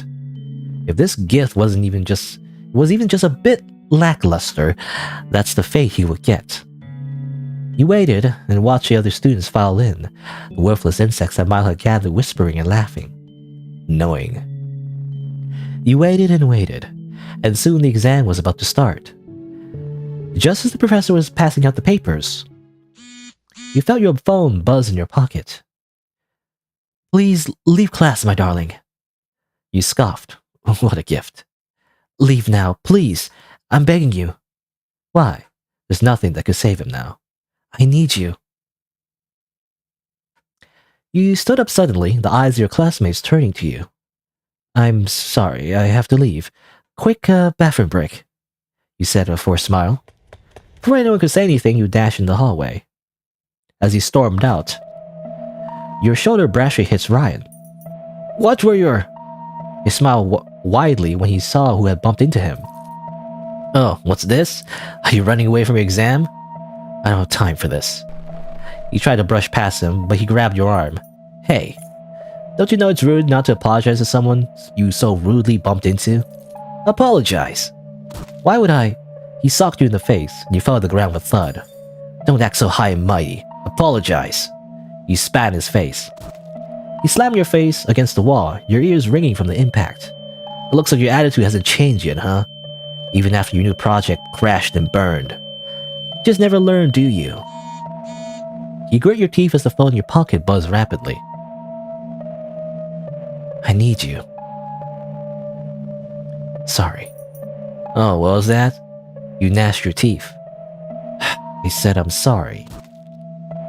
Ryan gasped dramatically and laughed, before kicking you to the ground and walking away laughing. You breathed in slowly, before walking out without a word. It took you a while, but you spotted Milo. My darling, also... Milo flinched when he saw your state ragged and bruised. Milo. Milo trembled when he heard your voice, sharp as if impaling his heart. You stopped, then looked up at him unblinking. This is worth it, isn't it, Milo? He grabbed your hands, clasping onto them tightly. I was so worried you wouldn't come out in time. It'll be a horrible gift for you, for my darling. If you didn't make it out in time. Before you could even take a single breath, you felt the pressure. You felt it crush you like an aluminum can. The ringing in your ears wouldn't stop, as you saw the shapes of bodies scrambling about. Of course. He did it's a Joker moment, you know? He did the Joker thing or whatever in that movie, which I don't really like, to be honest. It's like the movie with, you know, I forget his name, but, you know, the actor that did like a very specific type of Joker, where he's like, talks about his scars or something. I don't know, something like that. And then, you heard the rest of the sound. Like something has struck the world with thunder. As you turned around, The building was burning and smoke was suffocating the air. Oh, yes. You could almost feel the heat from here. Milo dragged you away from the crowd, the screaming finally able to settle in your ears. He put your hand on his face, nuzzling to your palm. Seeing an explosion is a lot more hair-raising in person, but so much more exhilarating than I thought. The smile on his face was too wide. Who knew Ryan was so dull-witted? Just a tiny spark can make your insides burn. It was quite an ordeal to get him to go back to smoking again. Even harder to properly run a gas leak. I wish I could have seen his face when he realized what he'd done. He looked up at you as you caressed his face, worry creasing his features. Did you like it, my darling? You stared at him vacantly. All those people, burned into an unforgiving hell. How could you do that? Miles' eyes widened. He was shaking, afraid of disappointment. But you smiled, just as wide as he did, without letting me in on the fun. You hugged him tightly as his face turned a dark red. What a wonderful gift. Milo relaxed for a second and hugged back. All thanks to you. Isn't it amazing what you turned me into? I couldn't be happier. Please, praise me. He cooed playfully, nuzzling his face into your palm. You did well, my darling. Better than I could have predicted. I wonder what we should do now. I'm sure there are some lucky survivors in the wreckage. Would it be better to snuff them out, or perhaps just watch the aftermath of it all, the glorious flames? You laughed. I'm sure either would be fun. What should we do, my darling? He intertwined his hand with yours. I'm sure either would be a blast. What? It's a horrible pun, Milo. You and I, there's nothing else I would want more in this world. Won't I throw away everything to be with you? Let's stay together for the rest of eternity. There's nothing I would have wanted more. The red in his eyes shone brighter than before, an unbearable insanity that consumed him. All thanks to you.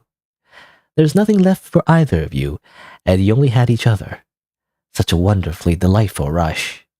Together your love would burn, like the perfect love it was. Great. Cool. And thus we killed all those people.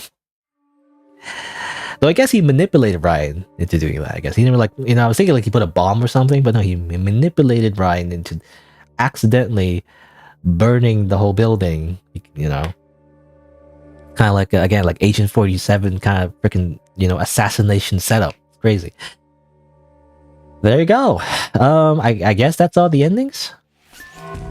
I don't know if there's... Oh, actually, no. There's little CGs of all of them. I guess we've seen all of these already, technically. Yeah, but these are just the full CG, I guess. Boom. Is that it? Is there anything else? Just want to make sure. There's 8 endings. Oh, apparently there's also a true ending. It says here there's a true ending? That's strange. So how do I get a true ending? I'm not sure. How do I get a true ending? Is there a hint anywhere? Oh, there is. An itch.io page. Let's see. True ending, true ending.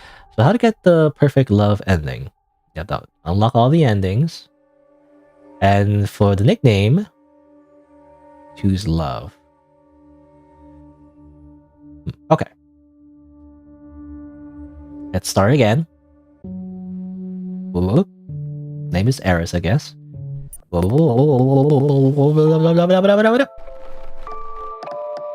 This is boyfriend now. We picked that before, so I have to stick to that decision. But yeah, there's one more ending, it seems like, and it involves choosing a specific nickname. So we're almost done. Let's see. Drink a lot of water today, so I'm probably gonna take a quick washroom break. I'll be right back after a few moments, and then we'll get the final perfect ending, I guess. You hear me?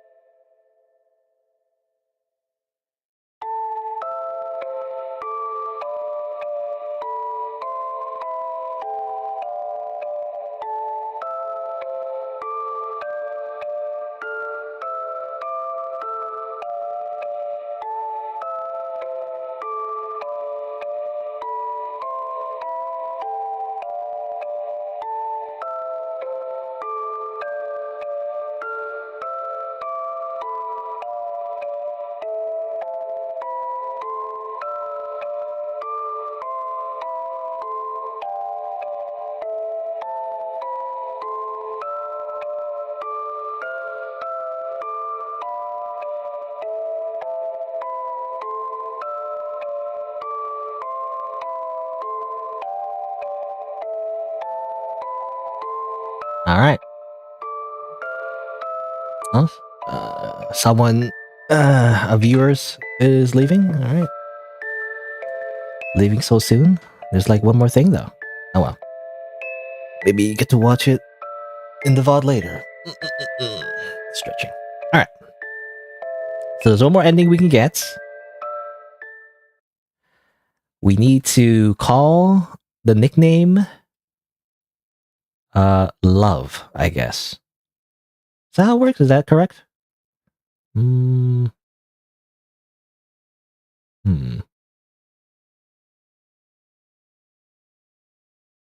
guess I'll try. Let's see. Is it like capital love?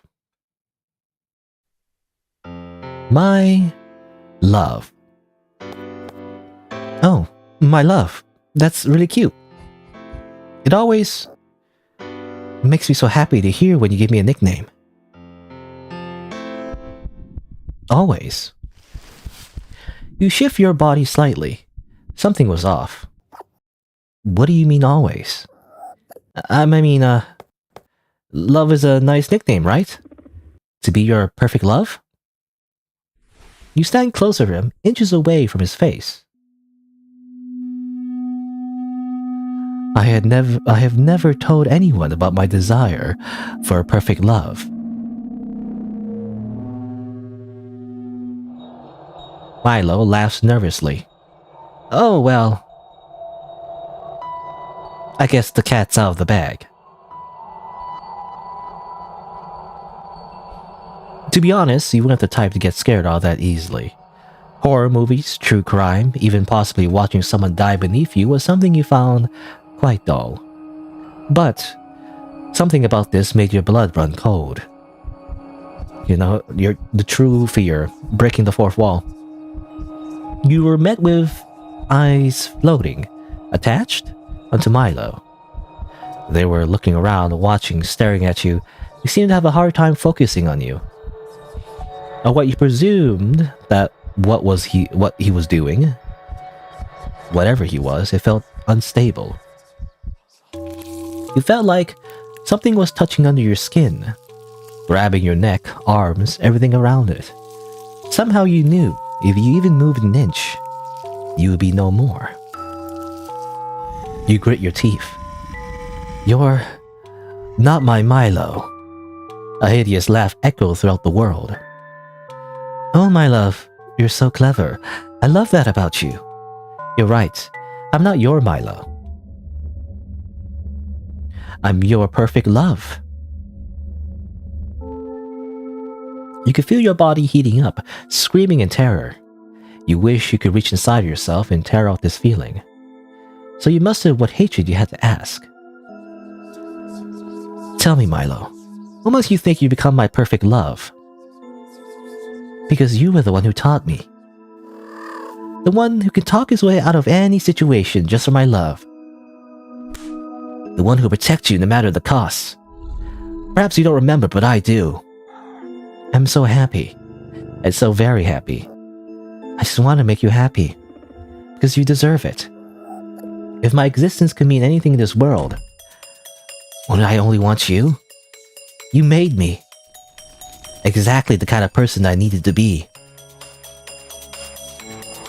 What was that? It looked so familiar, and yet you couldn't remember this at all. Because you're like on a new save file, you know? Also, what's this? I don't know what that is. Oh, I accidentally... Oh no, I passed the thing. I didn't mean to... I don't know, anyway. He said something. I totally missed it because I was clicking on this. I didn't realize that would advance the text. Every single part of me, I devoted it all. I protected every part of you. I would never let you get hurt. I didn't remember any of this, and yet all of it. It was too familiar to have been forgotten. I'm so happy. I became everything you wanted. Every time you accepted me, I could feel my soul filled. Every time you trained me, I could have been happier.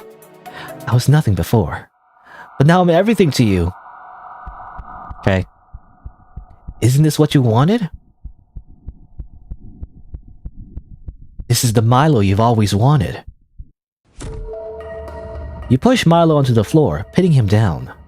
Those invisible threads holding back felt like it was torn from your skin, but you didn't care. The perfect love was right in front of you. And you couldn't let someone like this go. His face spouts out emotions as he tried to comprehend what was going on. Haha. You want me that badly? Do you care about me just as much as I care about you? Because I'm really so happy you came back to me over and over again. To morph me to anything that you wish. His appearance changed suddenly.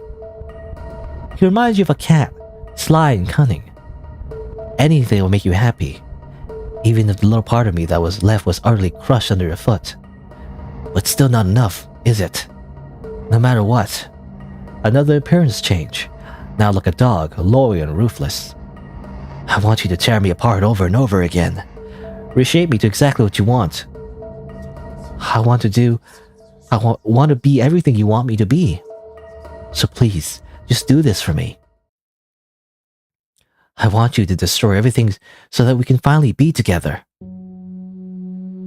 Destroy everything. This entire world crushed into nothingness. Just the two of us. Milo smiled gently. I just want this last thing for us.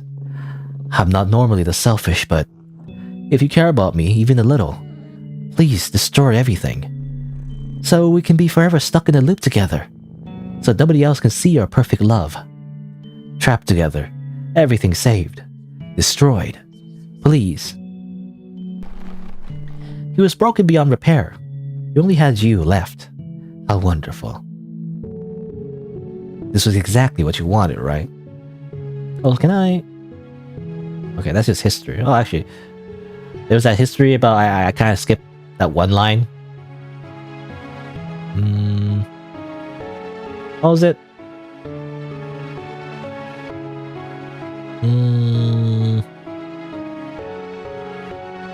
Okay, this is the line I skipped, by the way. I was always yours, my love. Right, that's what it was. Also, there's no... I can't save. I can't seem to save. This was exactly what you wanted, right? A corrosive and suffocating love. But then again, maybe it still wasn't enough. Just one more push. Oh, I have a choice? Interesting. How do I save? Can I save the game? There's no saving the game. Come on, I want to save the game. Man.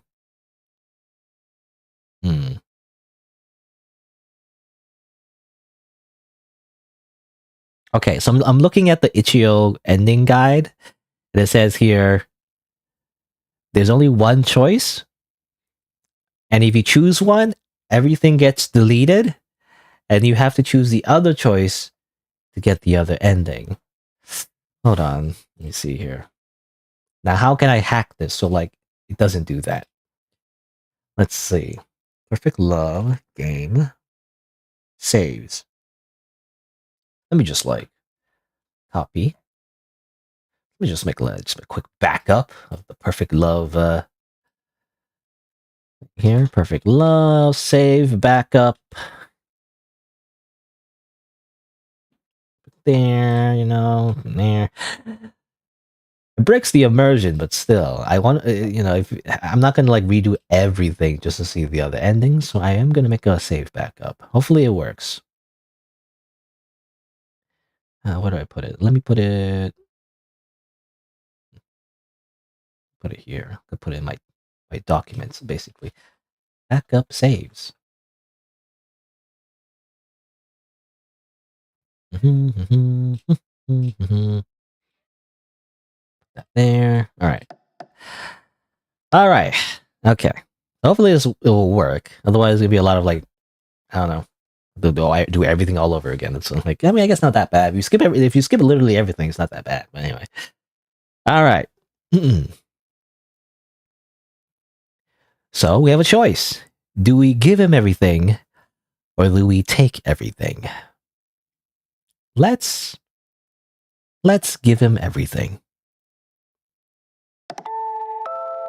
It was everything you had ever wanted. You didn't have to go through the hassle of training a new pet.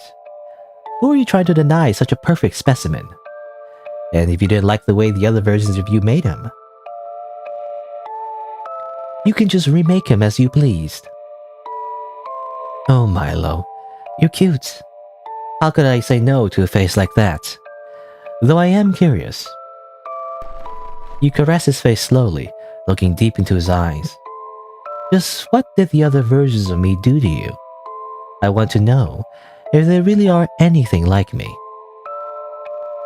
Milo seems to go quiet. Did you kill for them, Milo? Did you break their limbs? His figure spasms, the cruel and delinquent looking Milo. Did we brand our love together? Did you crawl within my walls to win my affection? His figure spasms once more, the more sly looking Milo. There was something quite thrilling about knowing that you succeeded over and over again. How wonderful. It really did seem like we shaped you the way that we wanted. Exactly as we had planned from the start. All according to Keikaku. Milo's form wavered at your comment. From the start? My love, what do you mean? You stare at him for a while, dumbfounded. And then, you smile. All around him, you surrounded him, reaching out to him, clawing their way towards him. Another of you grabbed him before he could even move, a sharp smile holding him as he struggled.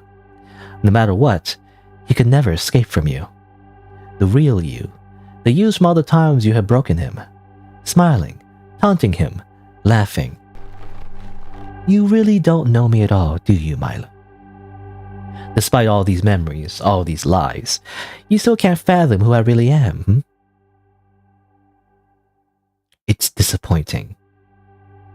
Oh, Milo. But that's okay, my love. I'm a kind person. I won't leave your side. We'll do this again and again. I'll get Ryan to bully you so you'll meet me. We'll train so that you can be your perfect self. And if that's not enough, we'll do it all over again. We'll simply break you over and over again until you understand who we really are. Milo's figure was panicking now, trying desperately to escape the yous that bound him, the sweat dripping down his face. Don't worry. We'll make your dream come true. Let's just be trapped here together. Forever. Wait, what are you doing? I just wanted to make you happy. I give you everything, so why is it that you... Please. He was begging silently, but the hands were grabbing at him more and more, drowning him. You stroked his hair gently, before grabbing his face. Don't worry, Milo. He'll be glad to see me soon. No. You see the cracks in his face as you crush his head. Shh, don't say anything, Milo. I can't read that. Your hands are blocking the way? He's trying to keep his form together, but it was futile. You smiled. Good night, my love. I'll see you soon. Oh, and the game crashes. Open it up again.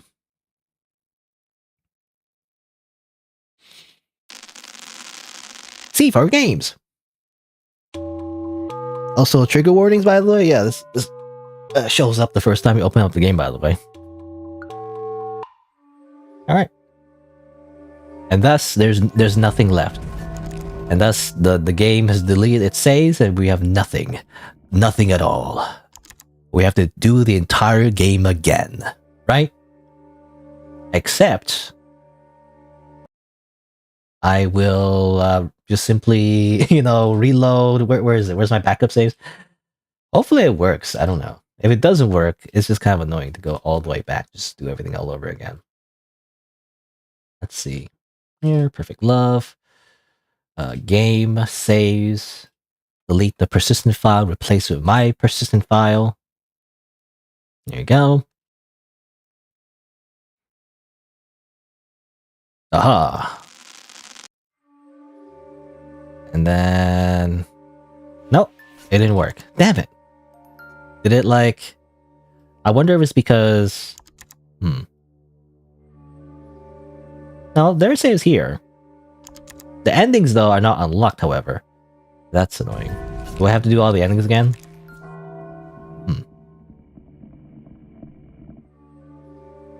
I wonder if it's like based on like how do you say apps or whatever, local apps or my apps. What do you call it? I don't know, something like that. Probably is like a folder that like is affected by it. I mean, it's not so bad. Okay, let me see. Let me see if I can like restart from here and then do love again.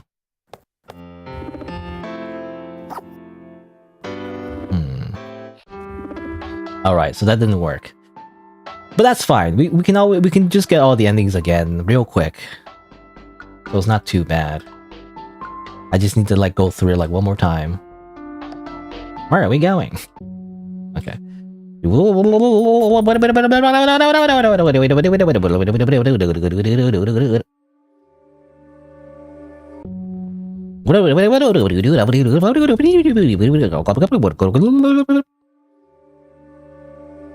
And then over here. Is that correct? Wait, 1, 2, 3. Oh, that's weird. Why do I have like nothing here? And I don't know, it's confusing. Anyway.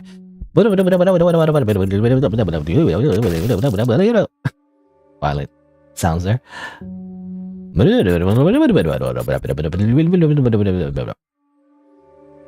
Okay. And load again. I must have, I don't know. The saves are like in a weird order. They're strange. Anyway. I feel like this is not where how I saved it before. But I could be wrong. I'm not sure. I don't know why it's like missing spaces here. Anyway, load.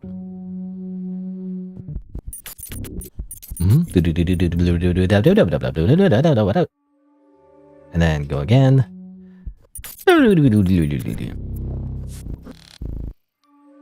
And then go again. We do it again. And we do it again. Blue pill. Are you blue pilled or red pilled? No, I don't know. Basically. If you're red pilled, that means you like blow up like an entire classroom, right? That's how it works. Crazy. Anyway, we got all the endings again. Easy. All ending speedrun. And then we just go back to, I guess, over here, I think. And then we choose love again. Love. Oh, it didn't work. Damn it. Really? Did it not work? Maybe I didn't trigger the right flags or something? Maybe I just have to start again.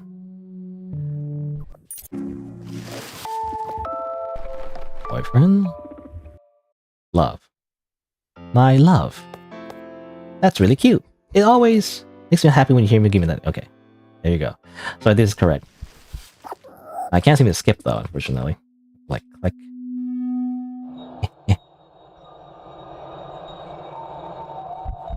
The hotkey for like skipping doesn't work, it seems like. Let's do this again. Very DDLC, by the way. Very DDLC. Just Milo.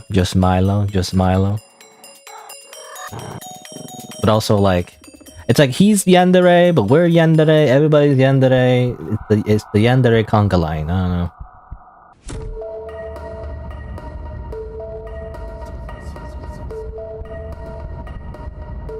So I wonder what the other ending is like.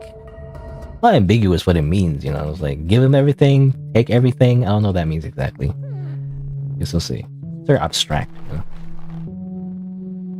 I think the developers just want to have like an epic ending, but like I don't know, it's confusing. All right. So we gave him everything. Let's take everything instead. You should be happy, shouldn't you? The perfect love you always wanted right in front of you. Completely and totally for the taking. It's everything you ever wanted, right? Right? And yet it greatly irritated you. You didn't have the chance to train him, to mold him into exactly what you wanted. Even if he was the result of the other versions of you training him, you never had the pleasure to do so. You never had the pleasure to groom, I guess. The perfect yandere. You would never be given the chance to make him just as you pleased. And that in itself was simply completely unacceptable. Milo looked flustered but overjoyed. Oh my, so aggressive. You're mine now forever and always then, right? Milo, let me ask you. Why do you think we met in the first place, He laughed giddily. Oh, that's easy. It was destiny, wasn't it? Oh, Milo, you're always so naive. Did you really think that this was all by chance?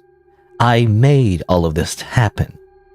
From the moment you locked eyes on me, it was all over, Milo. The reason why Ryan tortured you all so much was because of me. What? You could see his pupils trembling as he clutched onto his head. No, that can't be true. My love would never do that. Oh, Milo, that's exactly what I would do. He couldn't stop now, the tears streaming down his face. It's a shame you're such a liar, declaring me as your perfect love? As if you could ever have been. Why would you do that? Why did you torture me like that? His body, his face, it was all breaking apart. His will, his love, his agony all spilling out. Ryan was... You almost made me want to end it all and then you... No, I can't believe any of this. It was disgusting. It was unsettling. It was wonderful. Why would you do this? My love, my everything, why?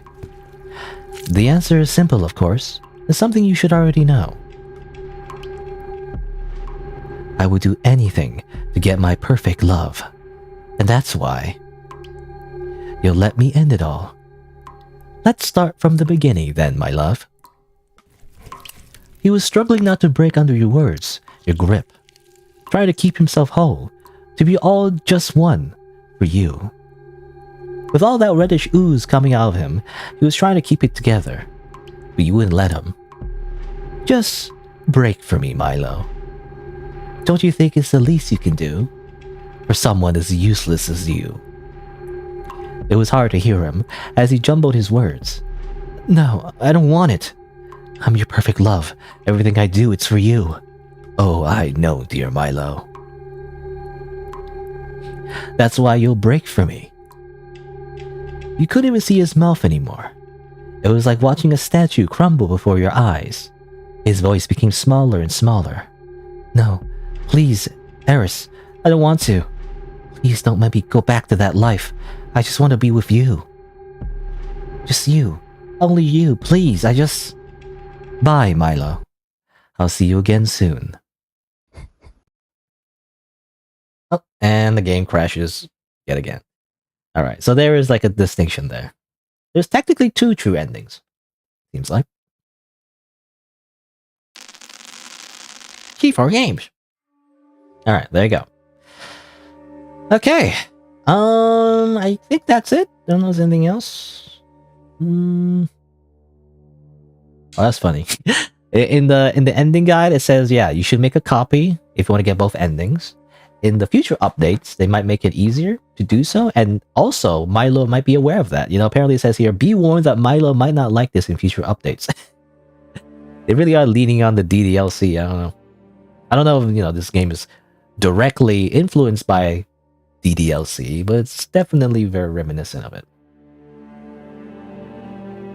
But definitely, well, obviously it doesn't have the same, I guess, premise. You know, the premise of DDLC was like, it was just an innocent little, wholesome little visual novel. This one, I think, from the get-go, you know, it's clear that the main character is, like, villainous. And, like, that's it. That's the entire game, really. I don't know. Alright. Okay, I guess that's it for the game. I got all the endings. I got both versions of the true ending. And I think that's my time with this game. Yeah, I guess I'll just give my final thoughts.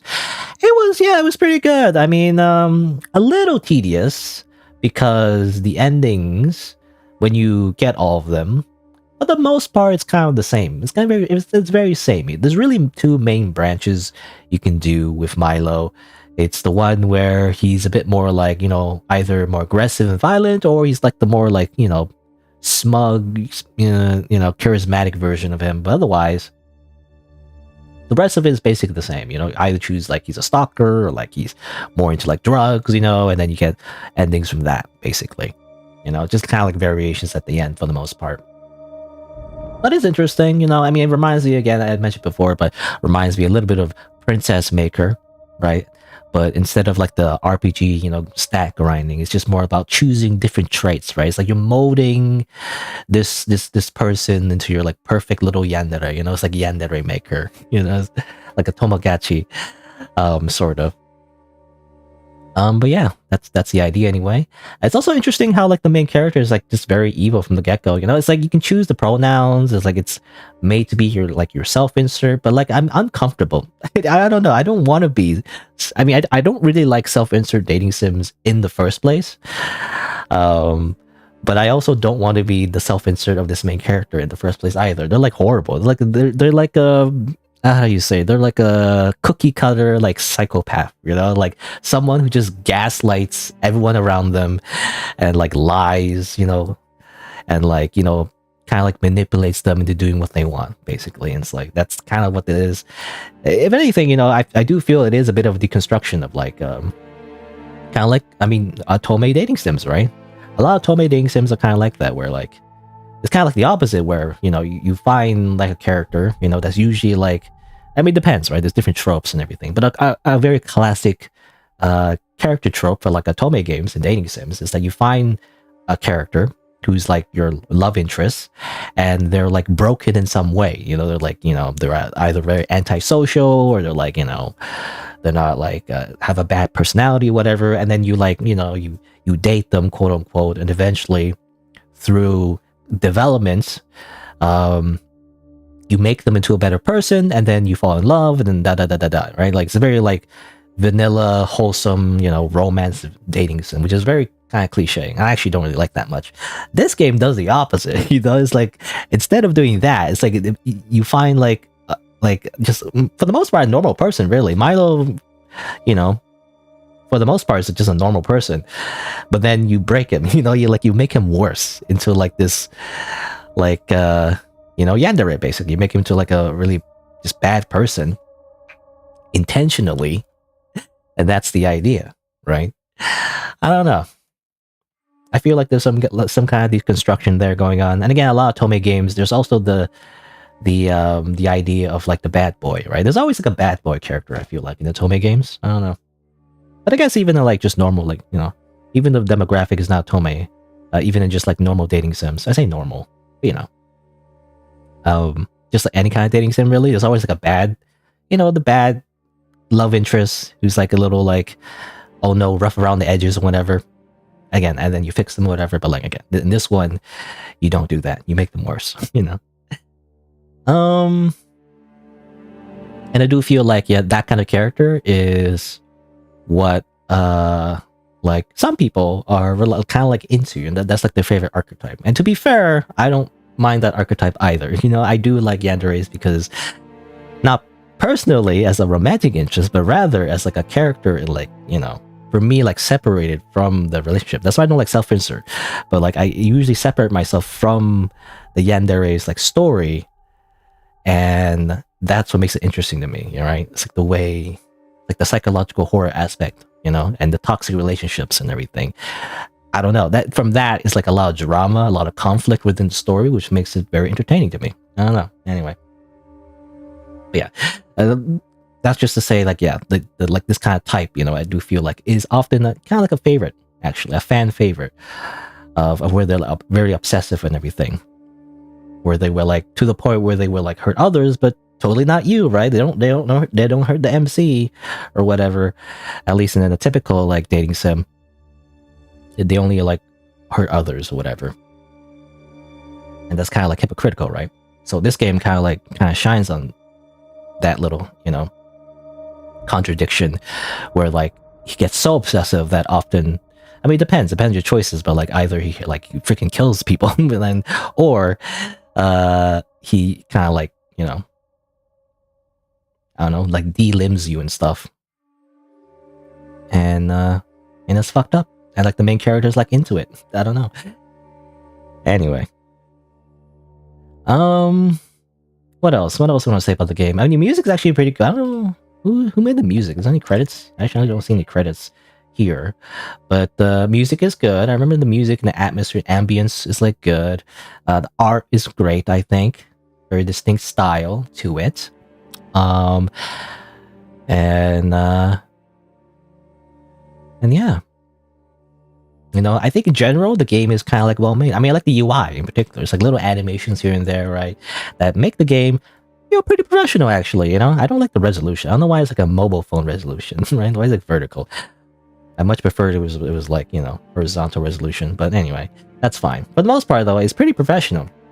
The only point I have against it is definitely the typos. You know, the grammar for the most part isn't too bad actually, as far as I can tell. Again, I have to like say this, but like this visual novel seems to have been made by a native English speaker. You know, because some of the visual novels I read are not. It seems like, but this one is. But there's still a bunch of misspellings. So for the most part, I could understand it. It's just, you know, when it's a visual novel and one of the main draws is like the text, you know, it's important to like make the spelling at least as good as possible, right? And I did notice it's just a lot of misspellings, so that's something to work on. I feel like at the very least. But yeah, I mean, anything else I want to say? I mean, it's very edgy, very definitely very super edgy, especially some of the endings.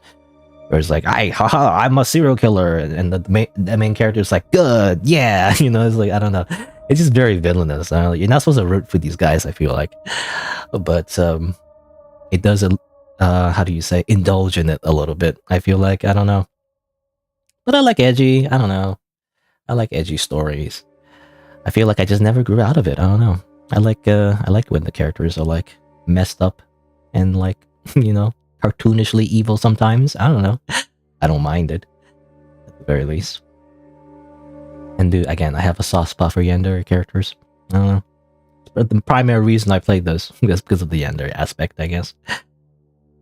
Yeah, I mean, nothing else. I mean, the toxic relationship part, I mean, just to mention it, I guess, I did have some inklings. It's not the same exact game, but it does remind me a little bit of the Coffin of Andy and Lily. You know, it's like not the same game really, but it just reminds me of that game, right? Because of the relationship between the characters, the MC, I guess, Eris and Milo. A little bit similar, actually. A little bit similar to like the Coffin and Andy Lily. Not exactly the same, but definitely I feel like there's some dynamic there. Whereas like, you know, the whole idea again is like these characters which are just horrible for each other, and yet they're like together, right? So you end up being sympathetic, but you know, at the same time, it's like they're horrible people, right? So it does remind me of that a little bit. Though the Coffin Dandy Lily is more like obviously less self-inserty. You know, there's no self-insert in that game. It's more about just the characters themselves, which, you know, personally I prefer. But this game, you know, didn't do it badly either. Maybe if you're more into like the whole self-inserty part, you know, maybe it'll be better for you. You know, for me, I don't like it as much, but that's, you know, that's fine. I still liked it overall though. It wasn't too bad. That's just my preference. But there you go. I think, yeah, there you go. Oh yeah, the fourth wall breaking part as well at the end. I want to speak to that as well. You know, it felt a little bit, you know, like a certain other game that did something very similar to. Felt really abstract though. You know, it felt kind of like not really like part of the main plot, and more like just like a, you know, like a nod and like a wink, you know, like a little bit too on the nose there at the end, where they're like, oh, congratulations player, you got all the endings, oh, it's gonna break the fourth wall, and oh, the characters are aware they're in the video game, ooh, and now we reset the game, you know. It's like, it's fine. It definitely is a little bit of a how do you say, a little bit cheesy, I guess, you know. It's a little bit like predictable, you know, in my opinion, but it's fine. I guess it's not too bad. You know, I guess the only thing is like they spring it on you at the end, right? Like the whole fourth wall like meta element wasn't really a thing from the get-go, really.